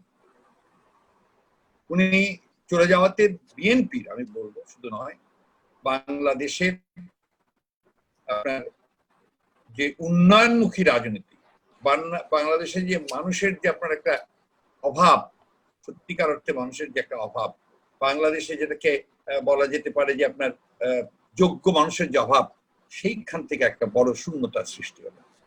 এবং আমি মনে করি শূন্যতাগুলো সহজে পূরণ হবার না, এই জন্যে যে এখন যে জেনারেশন আসছে এদের মধ্যে একটা বড় অংশ কিন্তু আপনার রাজনীতি বিমুখ। এবং মান্নান সাহেবের আমি মনে করি যে তার বিচক্ষণতাটা ওই জায়গায় ছিল যে তিনি নিজে একদম কমপ্লিট একদম প্রফেশনাল মানুষও কিন্তু রাজনীতিতে এসেছিলেন, এবং he thought that he can conclude something. তো এটা বিরল ব্যক্তিত্বের অধিকারী বলে তিনি এটা করতে পেরেছিলেন। খুব মেথডিক্যাল মানুষ ছিলেন, খুব বলা যেতে পারে কি বলবো এটাকে, মানে মানুষের প্রতি তার সহমর্মিতা ছিল অনেক বেশি, তার এলাকার মানুষের প্রতি, তার সহকর্মীদের প্রতি তিনি সবসময় সজাগ থাকতেন, সচেতন থাকতেন। আমি তার ইলাহি আত্মার মাগফিরাত কামনা করছি। উনি তার ফিরে আসবেন না, কিন্তু তার কাজগুলোকে যদি আমরা ধরে রাখতে পারি, তার যে গুণগুলো ছিল গুণগুলোকে আমরা প্রচার করতে পারি, আমরা পরবর্তী প্রজন্মের কাছে সেগুলো যেন ছড়িয়ে দিতে পারি, তার মূল দায়িত্বটা কিন্তু সন্তানকেই নিতে হবে। এটা অন্যেরা যারা আছেন তারা এখন যে সময় সেই সময় খুব বেশি পাবেন না। সুতরাং তার কাজগুলোকে সংরক্ষণ করা, তার লেখাগুলোকে নিয়ে বই প্রকাশ করা, তার যেটা একটা প্রস্তাব করেছেন একজন করেছেন যে একটা ট্রাস্ট গঠন করা, ট্রাস্ট ফাউন্ডেশনের মধ্য দিয়ে তার কাজগুলোকে আরো ছড়িয়ে দেওয়ার চেষ্টা করা, এটাই হবে বোধহয় তার প্রতি যোগ্য সম্মান দেখানো। আমরা তাকে স্মরণ করছি সম্পূর্ণ শ্রদ্ধার সঙ্গে এবং তার অভাব বোধ করছি। আল্লাহ তাকে বেশ নসিব করুন। ধন্যবাদ। ফখরুল ভাই, উনি বেশ কয়েকটা বই লিখেছেন যেগুলো পাবলিশ হয়েছে, তার মধ্যে একটা বই পাবলিশ হয়নি। আর উনি আপনারা জেনে আপনারা অবাক হবেন, যিনি খুব অসুস্থ থাকাকালীন সময়ে উনি খুব চাপা স্বভাবের একজন মানুষ ছিলেন, কাউকে কষ্ট দিতে চাননি, আমাদেরকেও কষ্ট দিতে চাননি, যার কারণে উনি জানাননি যে উনি এত অসুস্থ। উনি মারা যাবার আগ পর্যন্ত গত 7 মাসে উনি একটা বড় বইয়ের বঙ্গান অনুবাদ করেছেন, ইংলিশ ট্রান্সলেশন করেছেন উনি। এগুলো কি সামনে আসা দরকার? আমরা সেটা ধন্যবাদ জনাব মহাসচিব। কথা বলেন জীবনানন্দ দাশ বাংলাকে উনি ইংরেজিতে অনুবাদ করেছেন। ধন্যবাদ জনাব মহাসচিব জনাব মির্জা ফখরুল আসলাম আলমগীর। এখন মরহুম জনাব আব্দুল মান্নান, বাংলাদেশ জাতীয়তাবাদী দলের সহসভাপতি, যিনি চিরদিনের মতো বিদায় নিয়েছেন আমাদের সকলের কাছ থেকে। বাংলাদেশ জাতীয়তাবাদী দল এবং বাংলাদেশ যে ক্ষতির মধ্যে পড়লো ওনার চিরবিদায়ের মধ্যে দিয়ে, তা অপূরণীয়। বাংলাদেশ জাতীয়তাবাদী দলের ভারপ্রাপ্ত চেয়ারম্যান জনাব তারেক রহমান গত প্রায় 1 দশকে জনাব মরহুম আব্দুল মান্নান সাহেবের সঙ্গে বিভিন্ন বিষয়ে মত বিনিময় করার সুযোগ পেয়েছেন। বিশেষ করে ওনার কন্যা ব্যারিস্টার মেহনাজ লন্ডনে বাস করার কারণে, ব্যারিস্টার অসীম লন্ডনে বাস করার কারণে মাঝে মধ্যে উনি যেতেন এবং সঙ্গত কারণেই দলের ভারপ্রাপ্ত চেয়ারপারসনের সঙ্গে তার তখন মত বিনিময় করার, কথা বলার, ঘনিষ্ঠ হওয়ার সুযোগ তৈরি হয়েছিল। এখন মরহুম আব্দুল মান্নান সম্পর্কে কথা বলছেন বাংলাদেশ জাতীয়তাবাদী দলের ভারপ্রাপ্ত চেয়ারপারসন জনাব তারেক রহমান। ধন্যবাদ। বিসমিল্লাহির রহমানির রহিম। মরহুম আব্দুল মান্নান সাহেবের স্মরণে এই পারিবারিক স্মরণ সভা আমন্ত্রিত অতিথিবৃন্দ এবং অংশগ্রহণকারীবৃন্দ, আসসালামু আলাইকুম। মরহুম আব্দুল মান্নান সাহেবের আত্মার মাগফিরাত কামনা করে আমি সংক্ষিপ্ত বক্তব্য রাখছি। দলের একজন নিবেদিত নেতা হিসাবে, একজন রাজনীতিবিদের গুণাবলী যেমন মরহুমের ভেতরে দেখেছি, তেমনি সঞ্চালক একটু আগে বলেছেন যে ওনার সাথে লন্ডনে কয়েকবার আমার দেখা হয়েছিল এখানে থাকার কারণে, তেমনি ব্যক্তি হিসাবে তার মধ্যে যেসব গুণাবলী ছিল সেগুলো পারিবারিক ঘনিষ্ঠতার কারণে আমার পক্ষে কিছু জানা সম্ভব হয়েছে। বিশেষ করে তৃণমূল বিএনপির কর্মসূচির মাধ্যমেই ওনার সাথে আমার পরিচয় বা যোগাযোগটা বেশি হয়। তখনই তার মেধা এবং যোগ্যতা সম্পর্কে জানানোর সুযোগ। মহাসচিব এখানে এর মধ্যে উল্লেখ করেছেন তিনি দীর্ঘদিন কিন্তু আমাদের দলের, বাংলাদেশ জাতীয়তাবাদী দলের কেন্দ্রীয় ত্রাণ তহবিলের সদস্য সচিবের দায়িত্ব পালন করেছেন। স্বাভাবিকভাবেই এই দায়িত্বটা খুব সেন্সিটিভ দায়িত্ব। দলের যে প্রধান থাকেন স্বাভাবিকভাবেই তাদের আস্থা বা বিশ্বাস না থাকলে সাধারণত এই পর্যায়ে একজনকে দায়িত্ব দেওয়া হয় না, বিশেষ করে এই পদে। এবং এখানে আমি বলবো যে জীবনের শেষ দিন পর্যন্ত কিন্তু উনি সেই আস্থা এবং বিশ্বাসটা উনি রেখে গিয়েছিলেন। দলের নেতৃত্বের কাছে কিন্তু সেই বিশ্বাস এবং আস্থাটা উনি অর্জন করেছিলেন। 1/11 যে ষড়যন্ত্র হয়েছিল সেই সময় উনি যেভাবে আমার পরিবারের পাশে এসে দাঁড়িয়েছিলেন, আমাদেরকে যেভাবে সহযোগিতা করিয়েছিলেন, সাহস জুগিয়েছিলেন, সেটি যদি উল্লেখ করতে হয় তাহলে সত্যি ওনাকে আলাদাভাবে শ্রদ্ধা করা উচিত বলে আমি মনে করি। আর এরপরেও আরেকটি বিষয় এখানে উল্লেখ করা প্রয়োজন। স্বাভাবিকভাবেই 1/11 সময় দেশে অনেক কিছুর ষড়যন্ত্রের অংশ হিসেবে অনেক কিছু পরিবর্তন হয়েছে। যেমন সেই সময় অনেক ষড়যন্ত্র হয়েছিল বা সেটি সফল হয়নি।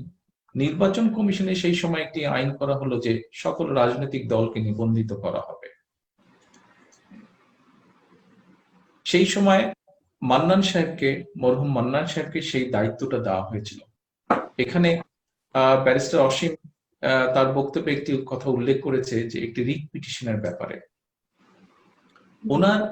উনি একজন আইনজ্ঞ ছিলেন না, উনি ছিলেন একজন অ্যাকাউন্টেন্ট, কিন্তু উনার আইনের প্রতিও যে দখল ছিল, বিভিন্ন সময় রাজনীতির বিভিন্ন সময় এই বিষয়গুলো লক্ষ্য করা গিয়েছিল।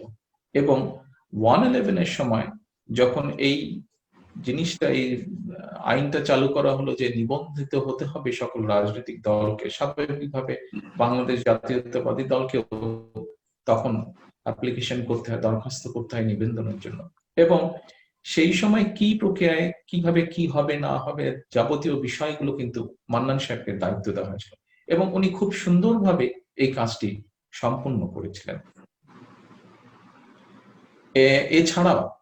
এছাড়াও ওনার কাছে আরেকটা অনেক গুরুত্বপূর্ণ দায়িত্ব দেওয়া হয়েছিল। নিবন্ধিত করার পরে স্বাভাবিকভাবেই দলের আয় ব্যয়ের হিসাব, এই জিনিসগুলোকে জমা দিতে হবে এবং এই কাজটি, এই দায়িত্বটা, এই গুরু দায়িত্ব, দায়িত্ব বলবো না, এই গুরু দায়িত্বটাও কিন্তু ওনার উপরে দেওয়া হয়েছিল দলের পক্ষ থেকে এবং খুবই সুন্দরভাবে তিনি এই দায়িত্বটা পালন করতে সক্ষম হয়েছিলেন। এখানে একটা বিষয় বোধহয় উল্লেখ করা প্রয়োজন। এখানে রিয়াজুর রহমান সাহেব উল্লেখ করেছেন যে ওনারা যেহেতু একসাথে পড়ালেখা করেছিলেন, এটা আমি শুনেছি এবং সেই জন্য আমি মনে করি এই বিষয়টা উল্লেখ করা প্রয়োজন যে ছাত্র জীবনে উনি লন্ডনের সাউথ ওয়েস্ট কলেজ অফ কমার্সের ছাত্র ছিলেন এবং সেখানে সবগুলো পরীক্ষাতে তিনি অত্যন্ত ভালোভাবে, অত্যন্ত সফলতার সাথে, অত্যন্ত মেধার সাথে কিন্তু উনি পরীক্ষা সবগুলোতে খুব সম্ভব প্রথম স্থান অর্জন করেছিলেন সবগুলো। এবং ছাত্র জীবনে উনি যেটা শুনেছি যে ছাত্র জীবনে যে সফলতা উনি অর্জন করেছিলেন সেটার বহিঃপ্রকাশ বা রিফ্লেকশন কিন্তু ওনার পরবর্তী জীবনে, সেটি ওনার প্রফেশনাল জীবনেই হোক, ওনার রাজনৈতিক জীবনেই হোক, সেটি কিন্তু দেখেছিলাম আমরা। এবং একইভাবে এটি হওয়ার কারণে আমাদের দল যেভাবে উপকৃত হয়েছে, ঠিক একইভাবে উনি যতটুকু সুযোগ পেয়েছিলেন রাজনীতির মাধ্যমে দেশের মানুষের সেবা করার, ভালো কিছু করার, দেশের জন্য, দেশের মানুষের জন্য, দেশের মানুষ এবং দেশও সেই সুফলটা পেয়েছিল। ওনার পেশা জীবনে আমরা এখানে মহিত সাহেবের কাছ থেকে জানতে পেরেছি, ওনার পেশা জীবনে উনি 1978 থেকে 1981 সাল পর্যন্ত বিমানের এমডি হিসাবে দায়িত্ব পালন করেছিলেন এবং বিমানের বিভিন্ন বিষয় পরিচালনা করলে দেখা যায় যে এই সময়টাতে উনি এমডি হিসাবে যোগ্যতার স্বাক্ষর রেখেছিলেন। শহীদ রাষ্ট্রপতি জিয়া রহমানের সাথে উনি কাজ করেছিলেন এবং ওনার দক্ষতার কারণেই, যতটুকু আমি জেনেছি যে দক্ষতার কারণেই উনি শহীদ রাষ্ট্রপতি জিয়া রহমানের অত্যন্ত আস্থাভাজন এবং স্নেহের এক মানুষ ছিলেন। 1991 থেকে 96 সালে উনি বিমানের দায়িত্বে, মন্ত্রিসভায় বিমানের দায়িত্বে ছিলেন। দেশ স্বাধীনের পর থেকে বিভিন্ন সময় এই প্রতিষ্ঠানটি অনেক সময় লোকসানের মুখোমুখি হয়েছিল। 1991 থেকে 96 সালে আমরা দেখি যে এখানে মঈন সাহেব আছেন, উনি উল্লেখ করেছেন, মহিত সাহেব আছেন, উনি উল্লেখ করেছেন ওনাদের বক্তব্যে যে 91 থেকে 96 সাল পর্যন্ত মরহুম মান্নান সাহেব বিমানের দায়িত্ব যখন ছিলেন, সেই সময় বিমান প্রফিটের মুখ ছিল। কাজেই বলতেই হবে যে একজন সরকারের একজন মন্ত্রী হিসেবে উনি সেখানে সফলতার স্বাক্ষর রেখেছিলেন। এছাড়াও উনি 1991 সাল থেকে পরপর 4 বার, খুব সম্ভবত 4 বার উনি ওনার নির্বাচিত এলাকা থেকে উনি সংসদ সদস্য নির্বাচিত হয়েছিলেন। একজন ব্যক্তি যখন পরপর তার এলাকার মানুষের কাছ থেকে 4 বার নির্বাচিত হয় এবং সবগুলো নির্বাচনই কিন্তু নিরপেক্ষভাবে উনি নির্বাচিত হয়েছিলেন, খুব স্বাভাবিকভাবে এটি পরিষ্কারভাবে প্রমাণ করে যে শুধু একজন সফল জনপ্রতিনিধি হিসেবেই উনি ছিলেন না, শুধু একজন সফল জনপ্রতিনিধি হিসেবেই উনি পরিচিত নন, অবশ্যই একজন মানুষকে ভালো মানুষ হতে হয়। শুধু ভালো মানুষ হতে পারলেই কিন্তু এতবার বিজয়ের স্বাক্ষর রাখা সম্ভব হয়। কাজেই আজকে পরিষ্কারভাবে বলা যায় উনি যেমন পেশাদারিত্ব জীবনে একজন সফল ছিলেন, ছাত্র জীবনে একজন সফল ছিলেন, উনি রাজনৈতিক জীবনে মন্ত্রী হিসেবে দায়িত্ব পালনকালীন সময় যেরকম সফল ছিলেন, ঠিক একইভাবে বলতে হয় উনি একজন সংসদ সদস্য হিসেবেও সফল ছিলেন এবং মানুষের কাছে উনি প্রিয় ছিলেন, ওনার নিজের এলাকার মানুষের কাছে উনি প্রিয় ছিলেন। আমরা বিভিন্ন বক্তার কাছ থেকে শুনেছি যে উনি শুধু রাজনৈতিকভাবে মানুষের কাছে প্রিয় ছিলেন না, সমাদৃত ছিলেন। উনি বিভিন্ন সামাজিক প্রতিষ্ঠানের সাথে জড়িত ছিলেন এবং সেখানেও বহু মানুষের সাথে জীবনে চলার পথে ওনার পরিচয় হয়েছে এবং সেই বহু পরিচিত অপরিচিত জানা না জানা বহু মানুষ যারা ওনার সংস্পর্শে এসেছিল সকলের কাছে উনি প্রিয় ছিলেন। ওনার ব্যবহারে, ওনার কাজের মাধ্যমে উনি মানুষের কাছে প্রিয় হয়ে উঠেছিলেন। এর মধ্যেই আমরা জেনেছি যে উনি অনেকগুলো বিষয় নিয়ে বই লিখে, সম্ভবত এর বোধহয় 3টি বই প্রকাশিত হয়েছে, আরেকটি বই বোধহয় অপ্রকাশিত রয়ে গিয়েছে, মোটামুটি ভাবে কাজ শেষ হয়েছে, অপ্রকাশিত রয়ে গিয়েছে। আমি আজকে এখানে ব্যারিস্টার মেহনাজ উপস্থিত আছে, ওনার সন্তান। আজকে এখানে ব্যারিস্টার ওনার পরিবারকে আমি অনুরোধ করব যে যেই বইটি প্রকাশিত হয়নি এখনো, আপনারা দয়া করে চেষ্টা করবেন এই বইটি যতটুকু উনি করে গিয়েছেন এই বইটি প্রকাশ করা। এই বইটি প্রকাশ করলে বইটির মাধ্যমে ওনাকে অনেকাংশে জানার সুযোগ হবে বহু মানুষের। পরিশেষে ওনার শোক সন্তপ্ত পরিবারকে আমি আমার পরিবার, আমার দলের পক্ষ থেকে আমি সহানুভূতি জানাই, সান্ত্বনা জানাই। একই সাথে দোয়া করব যে আল্লাহ যেন ওনাকে বেহেশতে নসিব করেন এবং একই সাথে এও দোয়া করব যে ওনার শোক সন্তপ্ত পরিবারকে যাতে আল্লাহ শক্তি দেন যাতে করে তারাই শোক কাটিয়ে উঠতে সক্ষম। সকলকে ধন্যবাদ। আল্লাহ হাফেজ। ধন্যবাদ ভারপ্রাপ্ত চেয়ারপারসন বিএনপি জনাব তারেক রহমান। আজকের এই শোক সন্তপ্ত পরিবারের ডাকে আপনারা সকলেই এখানে উপস্থিত হয়েছেন। আপনাদের সকলের কাছ থেকেই এই বহু গুণে গুণান্বিত একজন আমাদের নেতা, আমাদের একজন অভিভাবক জনাব মরহুম আব্দুল মান্নান সাহেবের গুণের কথা আমরা কম বেশি জানলাম। আমরা যে যতটুকু আংশিক জানতাম, আপনাদের সকলের আলোচনায় তা অনেক বেশি পূর্ণাঙ্গতা পেয়েছে।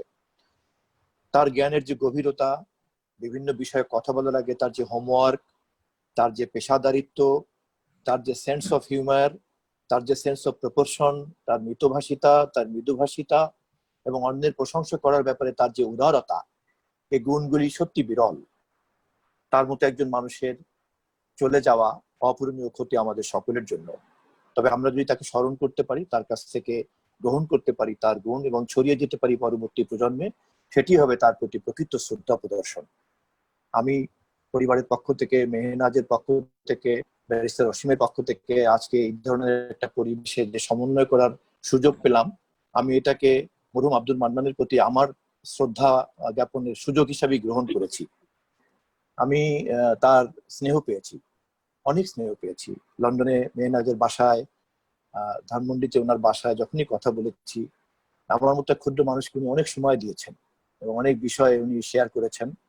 আমি খুবই গর্বিত। আমি কৃতজ্ঞতা জানাই মেহনাজকে, অসীমকে, এবং ভবিষ্যতেও যে কোনো কাজে এই পরিবারের পাশে থাকতে পারলে মরহুম জনাব আব্দুল মান্নানের প্রতি আমি আমার শ্রদ্ধা প্রদর্শনের সুযোগ পাবো। ভারপ্রাপ্ত চেয়ারপারসন জনাব তারেক রহমান, মহাসচিব জনাব মির্জা ফখরুল ইসলাম আলমগীর, তত্ত্বাবধায়ক সরকারের সাবেক উপদেষ্টা জনাব মুহিত চৌধুরী, মরহুমের ঘনিষ্ঠ বন্ধু জনাব রেজাউর রহমান, সাবেক এমপি জনাব শহীদুদ্দিন চৌধুরী এনি, জনাব গিয়াসউদ্দিন রিমন এবং জনাব সৈয়দ মঈনুদ্দিন, আপনাদের সকলকে ধন্যবাদ জানিয়ে আমি এই পর্যায়ে বিদায় নিচ্ছি। মেহনাজ, ব্যারিস্টার মেহনাজ হয়তো সর্বশেষ আপনাদের মাজিদ। আল্লাহুম্মা আমিন। ইয়া আল্লাহ, আমরা আমাদের প্রয়াত সহকর্মী বন্ধু জনাব আব্দুল মান্নানের প্রয়াণের জন্য একত্রিত হয়ে বর্তমান যুগের যে জুম তার মাধ্যমে আমরা তার স্মৃতিচারণ করলাম। আমরা সূরা ফাতিহা, সূরা ইখলাস তেলাওয়াত করলাম, দুরূদ শরীফ পড়লাম। আমাদের ভুল ত্রুটি ক্ষমা করে দিয়ে তুমি আমাদের এই ইবাদতটুকু কবুল করো। এর সওয়াব বহুগুণ বৃদ্ধি করে পৌঁছে দাও পবিত্র মদিনা মুনওয়ারাতে, এবং তোমার হাবিবকে পৌঁছে দেবে তার নামের উসিলায় এবং বরকতে। এর সওয়াব তুমি মরহুম আব্দুল মান্নান সাহেবের উপরে করছো। ইয়া আল্লাহ, জনাব আব্দুল মান্নান সাহেবের স্ত্রী কয়েক বছর আগে, 3 বছরের মতো হতে চললো, তিনি ইন্তেকাল করেছেন এবং তারা দুজনকে একই কবরে শায়িত করা হয়েছে। তার স্ত্রীর জন্য আমরা এই অকেশনে দোয়া করলাম। তাদের দুইজনকেই তুমি মাফ করে দাও। দুনিয়ার জীবনে মানুষ হিসেবে ভুল ত্রুটি থাকতেই পারে, কোনো মানুষ ভুল ত্রুটির ঊর্ধ্বে নয়।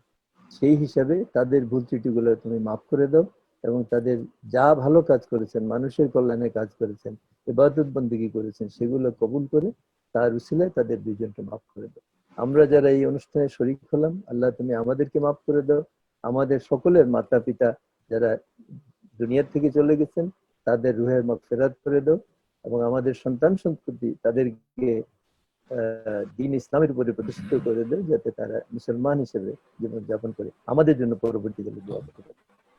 আল্লাহুম্মা আমিন। সুবহান রাব্বিকা রাব্বিল ইজ্জাতি আম্মা ইয়াসিফুন ওয়া সালামুন আলাল মুরসালিন ওয়ালহামদুলিল্লাহি রাব্বিল আলামিন বিহাক্কি লা ইলাহা ইল্লাল্লাহ।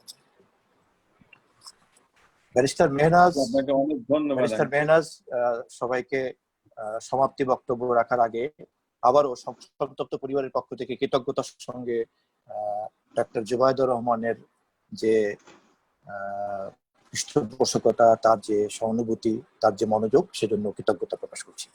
ব্যারিস্টার মেহনাজ। জি, আসলে কৃতজ্ঞতা প্রকাশ করার মতো ভাষা আমার নাই।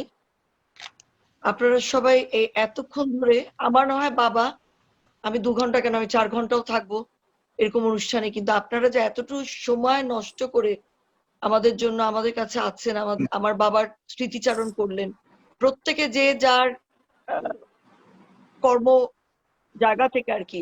যেমন ভাইয়া বললেন ওনার রাজনৈতিক জীবন, রেজা রহমান আঙ্কেল আমার আব্বার চ্যারিটি ওয়ার্ক রোটারিয়ান হিসেবে বললেন, অ্যানি ভাই বললেন কিছুটা রাজনৈতিক হরতাল মিছিলের সেই গল্পগুলো, পুরনো অনেক কথা মনে হয়ে গেল। রিমন তো খুবই ঘনিষ্ঠ আমাদের, সে অনেক বছর থেকে। মঈন ভাই, এখানে বলার কিছুই নেই, আসলে আব্বা মঈন ভাইকে ভীষণই স্নেহ করতেন। আর মির্জা ফখরুল আঙ্কেল, আপনাকেও অনেক ধন্যবাদ। আর স্বপন ভাই, আপনি সঞ্চালন করেছিলেন এটা, জানি না কিভাবে, আসলে আমার মনে প্রথমেই আসলো আপনার কথা। আপনাকে আব্বা অসম্ভব স্নেহ করতেন। ভাইয়া ভাবি আপনাদের, আমাদের জনাব তারেক রহমান ভারপ্রাপ্ত চেয়ারম্যান, আর জুবাইদা রহমান ভাবি, ওনাকে, যদিও ওনাকে আমি ডাকি ভাবি হিসাবে, ওনাদের অবদানটা আমি আসলে বলবো না। আজকে ভাই যে কথাগুলো বললেন আমার আব্বা সম্পর্কে, চিরঋণী করে দিলেন। যে কোনো বিষয়ে আপনাদের যে কোনো আদেশ আমি মাথা পেতে নিব। আমি আজকে বলে রাখলাম, যে কিছু মনে হবে, যা কিছু আপনাদের মনে হবে প্লিজ বলবেন। সবসময় লন্ডন জীবনে গত কয়েকটা বছরে আপনারা অনেকটা গার্জেনের মতো আমাদের সাথে সবসময় ছিলেন। আমাদের যে কোনো বিপদ আপদ সবকিছুতে আপনারা যেভাবে পাশে ছিলেন বা পাশে আছেন, কোনো সময় মনে হয়নি আপনারা ওই পজিশন থেকে আমাদের সাথে এভাবে যুক্ত হচ্ছেন প্রতিটা বিষয়। আল্লাহ আপনাদের মঙ্গল করুক, আল্লাহ আপনাদের সবাইকে ভালো রাখুক। মঈন চৌধুরী আঙ্কেল, আপনাকে বিশেষভাবে ধন্যবাদ এই মোনাজাতটি করার জন্য। আমার আব্বার জন্য এটা খুব বেশি প্রয়োজন ছিল। রেজা রহমান আঙ্কেল, আপনাকে ধন্যবাদ। মির্জা ফখরুল ইসলাম আঙ্কেল, আপনাকে ধন্যবাদ। অ্যানি ভাই, আপনাকে ধন্যবাদ। রিমন, মঈন ভাই, আপনাদেরকে আসলে ধন্যবাদ দিব না, আমি পরিবারের অংশই মনে করি। আর স্বপন ভাই, এই ধন্যবাদটা আসলে অন্যভাবে আমি প্রকাশ করবো ইনশাল্লাহ। আপনি আমাকে সবসময় আপনার যে কোনো বিপদে, যে কোনো কিছুতে আপনি সাথে পাবেন। একটা বড় ভাইয়ের মতো আপনি আমাকে ছায়া দিয়ে রাখবেন, এই আশা করি। সবাইকে আসসালামু আলাইকুম, আর সবাইকে ধন্যবাদ এবং কৃতজ্ঞতা প্রকাশ করে আমি এখানেই আজকের এই প্রোগ্রামটির সমাপ্তি ঘোষণা করতে চাচ্ছি।